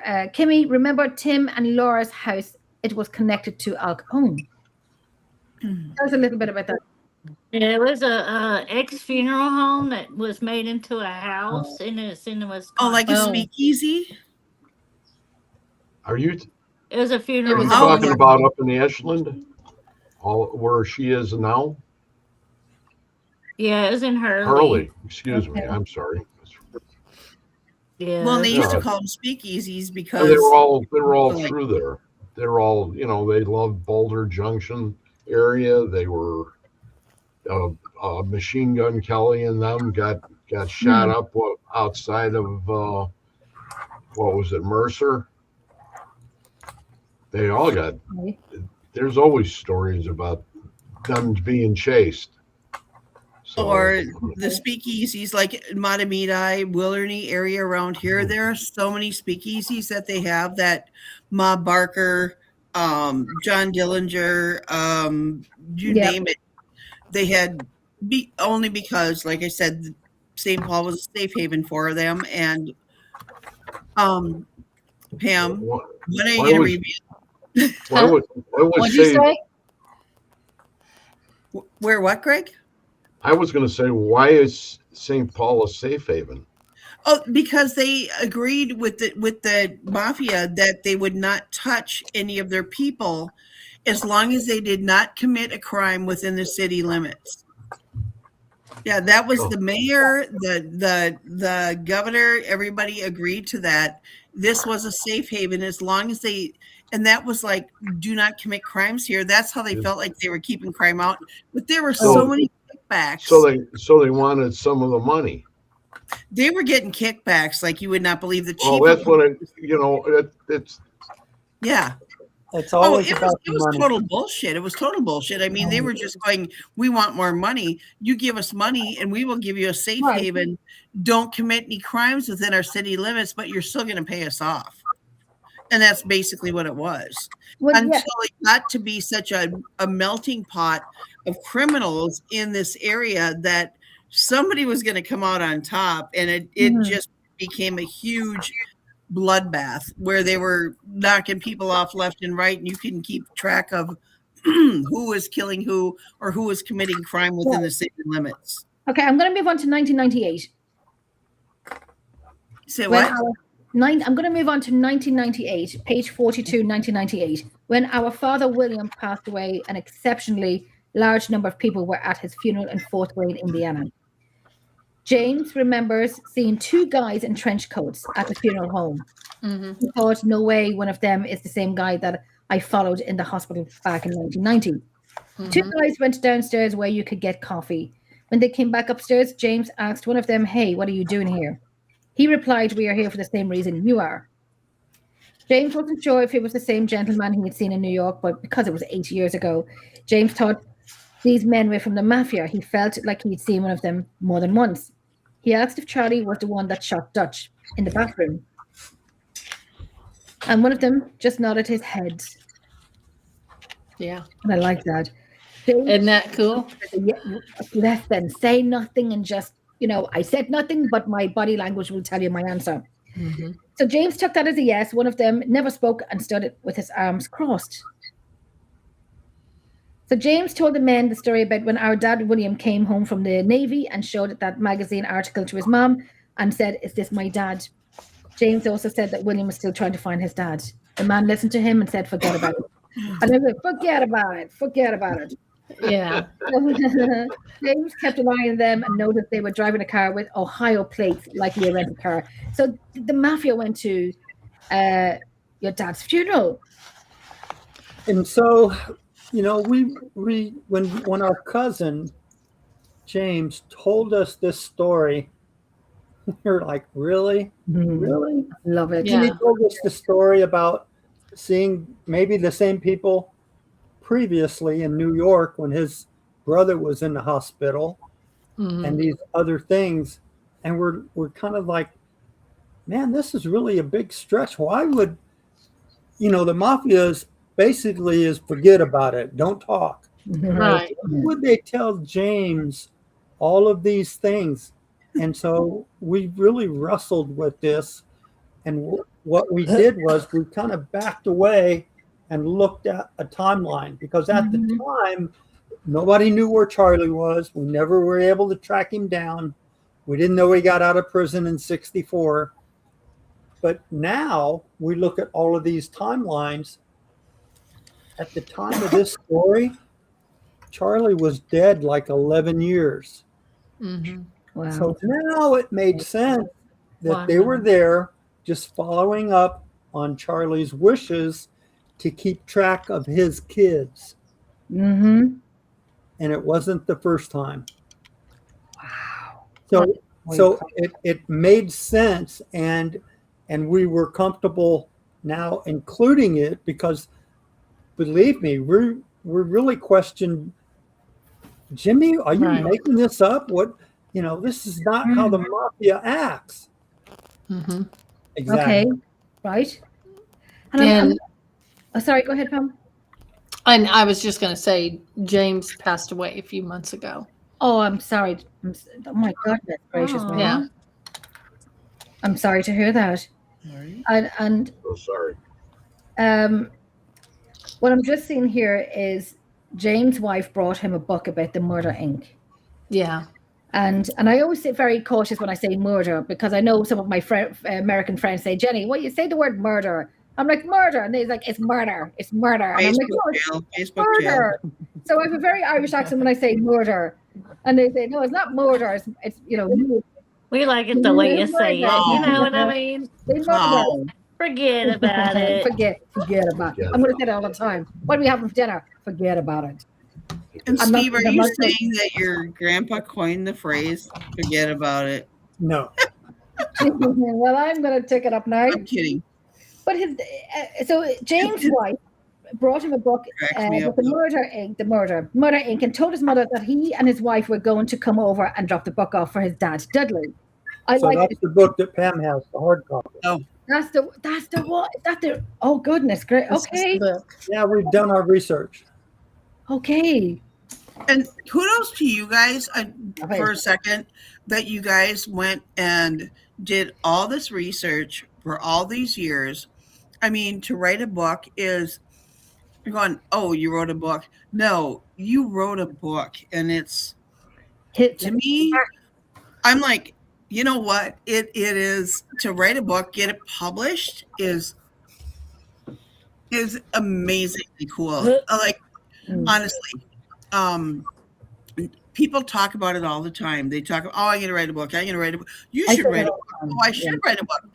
Nobody does it. And when Pam was talking about it, and I met Pam, like, what was it, like 2 years ago on some 3 a.m. podcast where they were giving readings, and it was like, we knew some of the same people, fortunately, unfortunately, whatever, but it was like, okay. And she was talking about the book then. You guys had just finished it, or were just about to finish it. And it struck me then, like, you wrote a book? Like, really? You're publishing a book?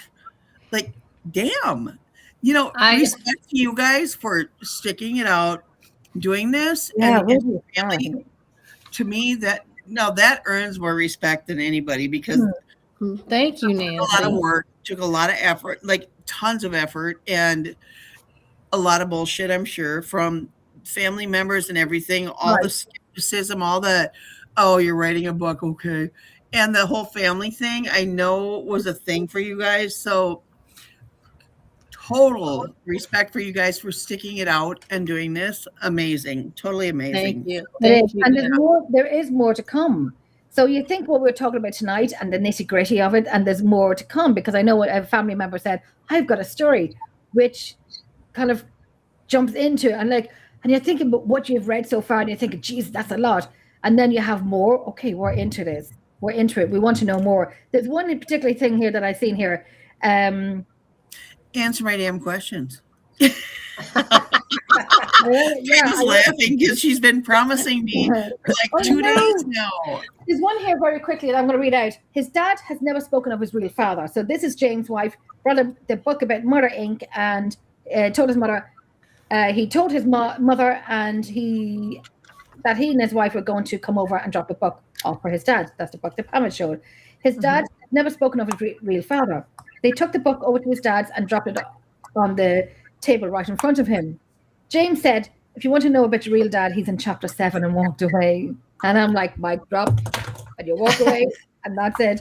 2 weeks later, he called his mother 2 weeks later, his mother called him and told him that Dudley was reading the book. His dad was 3 months old when Charlie left the family in Indiana in 1929. Yeah. Holy Jesus. Dudley Sean. later shared information in the book with his other sons and his brother William. Then you go up to 2005. So it doesn't stop. Yeah. It keeps going and keeps going and keeps going, which is kind of what do you talk about when you're having dinner together? What do you all talk about when you get together? Well, me and Steve, we talk about the book, absolutely. But some people say, not everybody wants to hear Yeah, I about just the knocked book. off Guido the other day, and we're gonna go hit Sal tomorrow. It's Okay. just So, Nancy's praise for us a few minutes ago, it is very much appreciated. We have worked very hard on it. But what I want to say is what we've learned is, and people don't expect this, we will never make any money on this book. No. It will And only we're not- cost us money. Why would And it it? has, and it will. Yeah. right. Yeah. Yeah. And when is your? We have 20 minutes left. When is your? If you want to tell us about what's happening next, because I don't want to say it. You can tell us what's happening next. Can I ask first? Of course. Why did you do this? What was behind the both of you together doing this? I mean, I To get do you the have your book? separate reasons, but together. But Well, I mean, Steve had researched with our dad a lot. He had went to places looking for books with dad when he was in California and all those things. So he's the only one that really said, okay, I'll look at it. you have a connection with your grandpa. You have a connection with your dad mainly, and that's why you have a connection with your grandpa. Is that So I think for both of us, it's all about get our it. dad. It's all about It's our dad, really. right? Is Ariana? Continuing what he started, not only in the genealogy, but his dad. He really Yeah. wanted to find his dad. Right. And so I think when he'd seen his father leaving and he knew his father was leaving, that broke that young boy's heart. And he wanted answers as to why you were leaving. And I think it started with William as to why it started. Well, he's kind of an enigma too, like a total mystery going, can we put this all together? Like there's all these families that are, And that's the thing, is that we saw the puzzle falling into place. Mhm. Yeah. It's like, Right. okay, well, here's a gap, and sure enough, here's a story that fills that gap, that explains it. And Right. so it all kind of just fell into place. And the more we talk to people, even outside sources, like Pam was saying, the guy in Churubusco that wrote the historical book about Churubusco, Mhm. I mean, that confirms all the things that we were thinking about him being in Churubusco. Mm-hmm. It shows his early life, Right. probably one of his first jobs, all of that. Yeah. You know what I'm in love with though? You two, like as siblings, did this together. Which is I have 5 brothers and sisters. I think they are like the bee's knees. I do. And like they're so cool. You guys, I gotta tell you about, and these guys have actually met part of my family online, like on video chat, just because I'm like, I gotta share this with you. You guys gotta meet my brother Dave or my brother. Yeah. So that you guys did this together as siblings.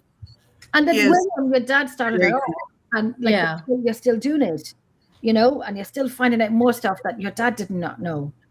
Right. We found out a lot of things my dad Right. didn't know, but of course he didn't have internet. So Right? Did all he had You was guys a get along library. well enough to do this. Wow. Wow. Keep in mind that I think what you're talking about, us as siblings being able to do this, Mhm. I think a lot of it has to do with the fact that we're 2,500 miles apart. Yes. Right. And this is something I tell my nieces and nephews all the time. Yeah. when they say how much they really like me, I'm like, you know what?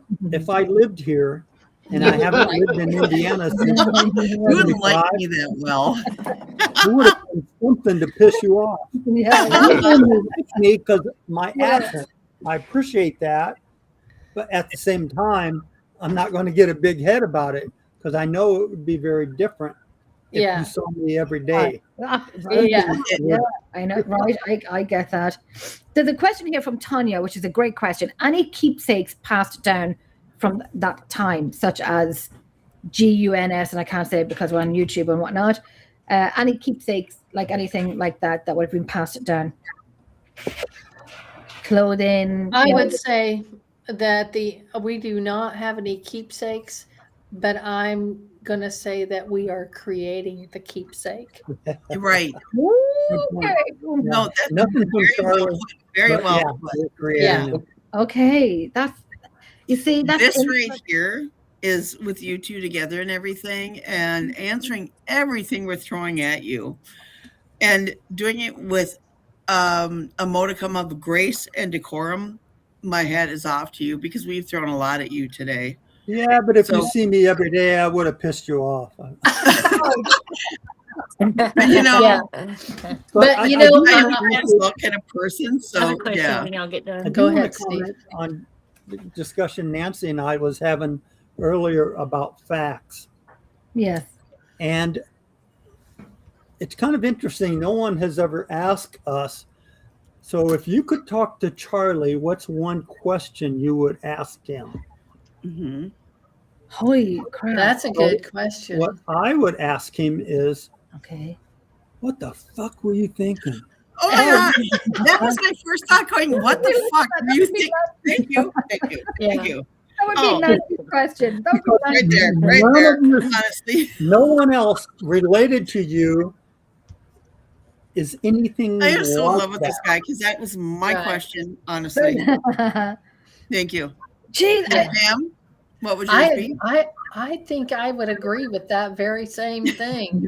I would, because honestly, the more shit that I find, I'm like, what? I mean, Wait, hang on, panel. Okay, Greg, if Okay. you were in their shoes, what would your question to Charlie be? ooh, that's a good one. I would have to go on the same Question. line that what you brought up, as far as, you know, there are certain things that people have to do in their lives Right? that are really shitty. And Yes. sometimes they're drawn that way, and that's the way they end up. There was something. They had no Point intention you- in going that way. I, You know, it's strict Roman Catholic. You know, I'm so you've agreeing done with all Greg. this stuff, and then Yeah. boom. Yeah. Next thing you know, Yeah. you're out there popping people. At what You know, point did you reach that where you went, fuck it, this is Yeah. me, right? Kimmy, what is yours? My question to Charlie, if he was here getting interviewed, right, would be probably two questions for me anyway, like from what I've listened to on the book Audible, but it would be what led you to make that decision. Because I think that's what y'all would want to know Right. too, right? Like what just popped off in his head? Like why is this okay? Yeah, you were right? like childhood. What brought you to? right. Right. And then two would be, did you really love your family or were they covers? Right. And the Mhm. second was what? You said two questions. That was the both. Okay, was of them. both. gotcha. What do Jen, you mean- mine would what do you be- mean by covers? Like, Well, like Was it all just like the front? Was it a show? Yeah. A was big, the right family the front. front. family? yeah. Yeah. I think my question would be, how did he feel after an assassination? Did he feel guilty? Did he feel remorse? Did he feel like he had no other choice but to do it? Did he sleep okay at night? Did he just think it was money and, job done? Did he become immune to it? That he didn't feel anymore. It was just, he's a human, but he just did it. How did he feel when They and knew. Are you going like Dutch Schultz? Yeah. yeah, Right? Yeah, and Oh. you know, I look at it as he is the definition of Murder Inc. Right. Period. right.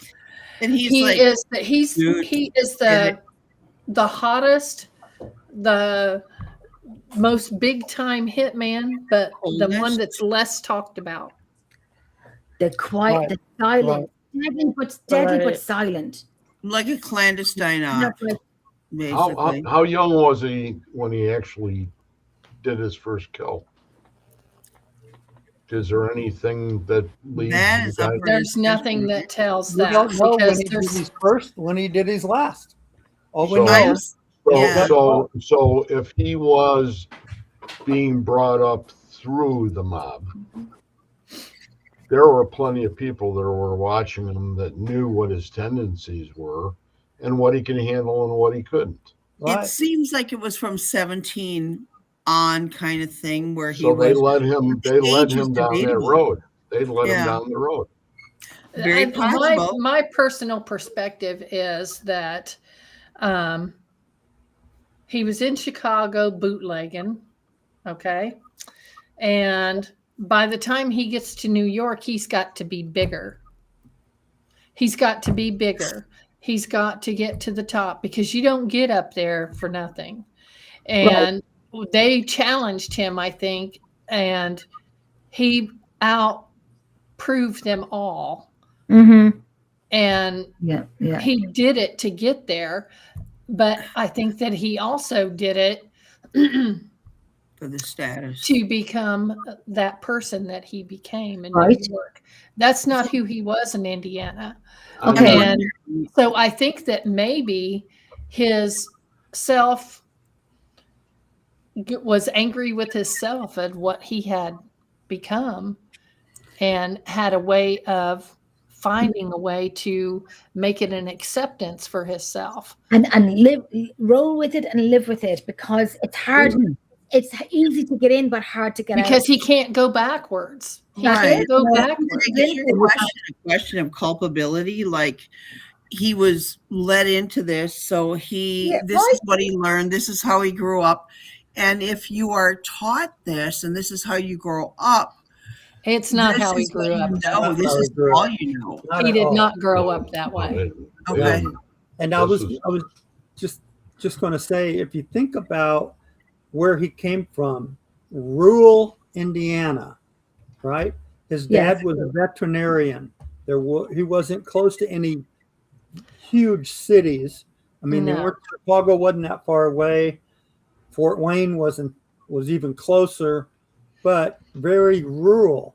And so, what kind of future did he see himself? Yes, right. Like being a farmer, being a veterinarian, Being a being mechanic. as a mechanic in a gas station. Mm-hmm. Yeah. You know, you get exposed to running liquor, and all you have to do is be successful. Easy money. Now you have money you've never had before. Right. So I think that led And like his- Greg said, it was or like you said, Steve, a progression where you start out with the bootlegging and then you go move on to this, and then they ask you to do a kill and you do it and you're like, oh, it wasn't that bad.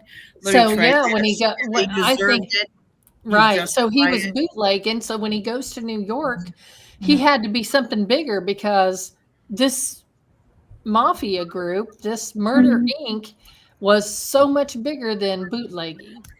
See, now you two have a different view on it. He's got a progression view, and you've got Yeah. one where you're like, Yeah, it it's was a just- necessity thing to get Yeah, but you I or think die. that, You're going to either be bigger or you're going to get Yeah. eaten up. Okay. Right. but- There's a big difference between a farm boy whose father is a veterinarian, who's Right. learned about dispatching animals, Right. and you take it from there and you go Thank ahead you. and it can automatically Good go point. Good point. continue Yeah. down the road. Yep. But I'm going to What say got that him whether, from point A to Z? yeah, so whatever opinion me or Steve have, they are usually not the same. But we have a way of, Right. accepting each other. And everyone has the right to their own opinion or their thoughts or what they think should be done or whatever. Right. But that's something we consider each other in and making those decisions. Oh, it's a That's level it. of acceptance. If you are in it's the same thing. If you're in a relationship and it's like, oh, it's okay if they yelled at me. It's okay if this happened. It's okay if that happened. It's a progression. And how did you get from A to Z? Mhm. And that's why I'm wondering, how did he get from farm boy Right. to this guy? Yeah. And So it'd are be we all. so wonderful to figure out he went here, he went here, he went, Yeah. but 100 years Yeah. ago, But you that's can't. But we reinvent the wheel. can assume a lot of things. right, and that's what I wanted to say to Pam. I want to know, because we're going to end the show now in about 4 or 5 minutes. I wanted to ask Pam what you are going to say. To me, What were you, secrets. what were you going to say for the end of the show that you were going to tell us? Tell me. Um, I I want to hear forgot. from Pam. Then I wanna okay, hear I think I'm going to pass that to Steve, and Please. he's a great speaker. Dave, tell us. Steve. I see the benefits. Okay, Steve. Steve. Right? Steve. Let's Our have it. mother's birthday is March 23rd. She's passed away quite a while ago. But in her honor, we plan to release our second edition This is what we need. March 23rd. Okay, I have it written down already. And It's you going to can, be available on Amazon. It'll be Okay. available. That's what I want to do there. There Yeah. you go. It's the same Oh, cover. but it no, has a second- no. Congrats. Steve, I'm expecting a phone call. I want my answers answered. I want answers, buddy. You have to I read want the second answers. edition. When you And read so- the second No. edition, let us know. I if your promise questions I are will answered. So- buy it if I get We're gonna- answers. We're going to have a pre-sale 2 weeks before March 23rd. And so here's what we wrote about the second edition. Do you want to hear The it? date is. yeah, go for it. Definitely. It'll be on Yeah, Amazon. It'll be on barnesandnoble.com. It'll be at Target, at Walmart. It'll be available in New Zealand and Australia. I mean, just Wow. a real wide distribution. That's awesome. The huge distribution. Brilliant. Calendar. Brilliant. The description we wrote, January 24th. Yeah. You're saying March 23rd. March 23rd. We have two months. 2 No. months. No. I am all about immediate gratification. Somebody owes me a phone call. Listen. Okay, so listen to this. Okay, You now, know, on the phone call. okay. Please. Now you gotta Who listen. am I going to tell? Honestly. Listen. You gotta So this listen. new edition answers questions you might have been left with after reading the first edition. That's what I'm Over- saying. And you guys know what it over- is. So just give me a call and answer me. Over 80 pages have been added. New chapters include details of the over 3-year FBI investigation of Murder Incorporated. These details are taken from the 304-page FBI file on Charlie the Bug Workman, obtained under the Freedom of Information Act. Holy Also included is additional confirmation of Charlie the Bug's life before the mafia from an author in his hometown, and separate confirmation of details from the other side. What did you say? The other side. Separate confirmation of details from the other side. What Are other you saying, side? are you saying the other So side and the other side? Forward of this book is written by Parent. Michael and Marty Perry. Yes. They did a reading. They are and was reading. involved. From the other side. And that now you've got my attention. Now you have Wow. I knew this was coming. Now we have a complete chapter dedicated to the other side. Okay, so The now new that's edition what includes that's new right. family stories and That's additional my- confirmation of the Bug's life before the mafia. You see, now you have the Jenny. You bring a little paranormal into it. We're going there. Myself and Greg, we're going there. We are so going there. You see, we have to do a part 2 of the show. Okay. We have to do a part 2 because if you thought like we were, hi Chris, oh how you doing, my love? If you know, yes, we were kind of like grabbing everything, but listen, when you just mentioned like the other side, listen, are we all going to be? We're all going to be the same panel on part 2. Okay. Yes. Greg, Kimmi, Nancy, we're going to be the same panel for part 2 because we have to be. Okay. Oh, We I'll have to check my calendar. I'm down unless I join the mafia. Fine. So if you look at the current book thanks, on Chris. page 48, so this team, are you guys familiar with Michael and Marty Perry? Yeah. Yes. Yep. Okay. I've talked to them on your So book. you know Michael is the medium, and his wife Marty draws people that come through to her, right? Have it here right in front of me. Have it here right. Yeah. If you look on page 48, That's this the picture. is Yeah. the picture that she drew. Yep. And over He here, looks- Andrew. Nobody knew who it was at the time. We're pretty sure, and It's they him. confirmed it's Charlie. Yep. Yeah. That's cool. That definitely looks like That's Charlie. very cool. And so, And that smile is so just to make you more interested, we had a second reading with Michael and Marty. mute myself there a little bit. Are you going to leave Okay. us hang on this or what? Yeah, I am, because you got to read the second book. Okay. And it's all in the second book. That's By the- that would. Chris, I'm just saying, you owe Chris me. from TikTok is asking, sorry, Nancy. Chris from TikTok is asking, what is the topic about? Well, Chris, we are literally Mafia. finishing right now. Charlie the Mafia, Bugger. You can, Mafia Hitman. you can watch it back live. You can watch it the re-recording on the Yeah, you knock it Shadow off. Whispers in the Night and Emerald Isle Paranormal Researchers, mainly Shadow Whispers in the Night, on Facebook. So you'll get the whole thing. So you have Pam Harris and you have Steve Workman, who are grandchildren of Charles O Workman, who is the Bug, the Mafia, Life Before the Mafia. So we're talking about the authors of the Bug and Life Before the Mafia, and these are his grandchildren who have obviously written a book. I probably said that 2 or 3 times. But so we're talking about real life mafia, from the horse's mouth, literally. But you can watch it back on Shadow Whispers in the Night on Facebook. It will be continued in March for the part 2. But it's a 2-hour-long show, so watch it. It's very interesting. And get the book. The link will be here. This is the book. If you can't see it, now you're going to see it on the TikTok. This is the book. I know it's backwards, but I'll have all the links put up on Shadow Whispers in the Night page. So have a wee look at that. Don't get the And book. so, get when Bible. the pre-sale comes out, we'll send you the link for the pre-sale, so Pre-sale, you can post that. So when the Thank you. pre-sale comes out 2 weeks before it originally been on sale, that we will be doing the pre-sale books. So 2 weeks later, we'll be doing the show. So buy the book. Now it's a lot of. If you're saying there's 80 pages extra, and we have to go through the 80 pages more to find out and connect. Hi, Lurker.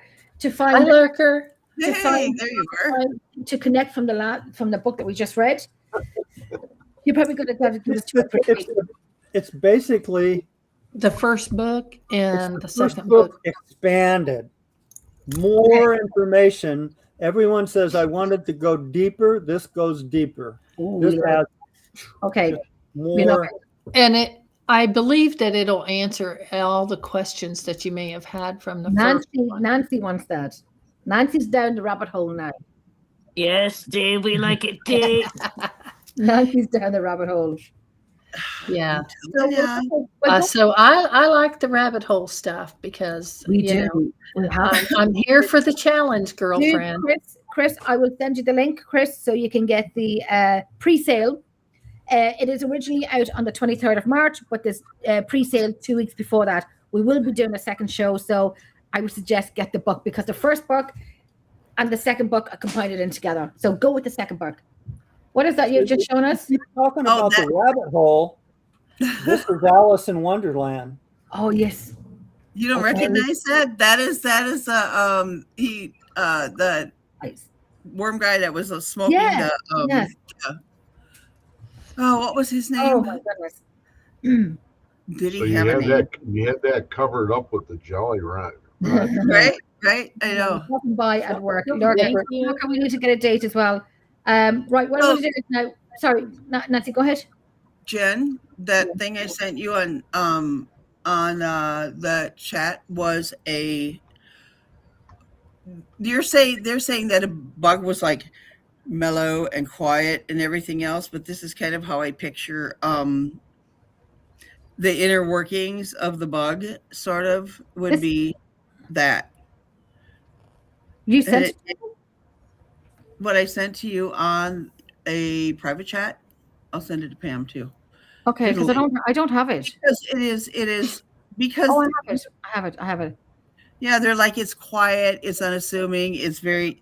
That's not how I see this person. I see him more like, because we were talking hands in everything. We were talking about the bug last night, and the bug, because he's quiet, and just so when I say that now, when I went back onto my TikTok, there was Chris had sent a butterfly onto a flower on the TikTok, but my train of thought is completely. Oh yeah, we were talking about the bug last night. How a bug is very calm, and we got talking, and I was like, the praying mantis. It's not a very calm bug. Like rips the heads off. Kind of like, I'm done with that. Don't be sad for that. I'm going to eat your head off now. And the male is very calm, while the female got its way with the male praying mantis, and the male praying mantis just sits there, and the female goes, "Now I'm going to eat your head off." But to me, bugs are not like calm things. They like run all over the place. They're busy all the time and everything. And that's how I picture it. Is like, no, that is like the epitome of it, because you're busy all the time. Some are calm. Some are calm. Oops, sorry. Right. So I'm going to say thank you so much to Pam and Steve. It was an absolute pleasure and a huge insight. And we got more into it, and I'm so looking forward to the second book, which is the first book in the second book, but more in the first book. Second book, which is the first book, but more in it. Yeah. So your challenge is to write down your questions at the first book. When you read the second book, see if any of those answers came up. I want to call you Miss Harris. Okay, teacher. Yes, Miss Harris. You can do an exam on the second show. Give us an exam. But it is very interesting, and it's a passion of mine that I love the mafia, and everyone has their different views on it. I find them fascinating. I find them very loyal. Yeah. And I love all of that, and that's just my intake into it. And I'm just kind of, is it cold-blooded? Is it just money at the end of the day? We never know. We'll never know. That stories from the past just being brought forward, and you can take it from that. You can't dig into their brain unless... And experiences and so on. But I want to say thank you to Pam and Steve for being on the show tonight. We will definitely arrange for the second part of it. So the pre-sale is out before the 23rd. I will have all of it up and whatnot. Nancy, Kimmi, and Greg, thank you so much. Thank you for... Listen, thank you all. Thanks for having us on. It's like family here. Pam, it's nice meeting you, Steve. Pam. Yes, nice meeting you. I love your tie. You love the tie? Well, here. Oh, no, that's what I was telling you. I'm like, oh, look at that. There you go. Look at that. Don't make me play the tune. There you go. She put that on last night. I was playing, what's his name? Joe Cocker, You Can Leave Your Hat On. Yeah. Very appropriate. Right, I know, right? Yeah. Yes. Well, we appreciate you having us on, and we appreciate the whole entire panel. And thank you for all your questions, and thank you for digging in. You hope you enjoyed. Did we do good? Did we give you what you wanted? Did we do more? Yes, You're gonna have to ask Charlie. Yeah, we'll have to ask Charlie. Listen, I'm not going to lie to you. I swear to God, I have this beside me, and I think on the next show, I'm going to have this running. Yeah. And Greg, you know what I'm talking about. Yeah. I have this running. He can very easily be here right now, without a doubt. So you never know. Oh, yeah. Right, this is a recorder. So you never know, when you talk about them, doesn't matter what country you're from. I've done investigations here in Ireland, and we get answers from America and whatnot. We do it all the time. And so we could have this running, with your permission, we could have this running. And just because if you can hear your voice and so on, you just never know. Never say never. And we never find. So you will, along those lines, you will all be very interested in the chapter about Michael and Marty when we had Pam and I had a reading with Michael and Marty. Yeah. Okay, that would be my Very first. much. That'll be Yeah. that's the paragraph that I'm going to be doing all the questioning on, and Greg. It's a whole chapter dedicated to that. See, that's my jam. That's what we'll be talking about. That's my part. And I know Nancy's going to get nitty gritty into who did what, where I don't know, Yeah. who. Well, Right, thank you all. Thank Can you. hang around after you close? Huh? You gonna hang around with it after you close or not? I have to run off.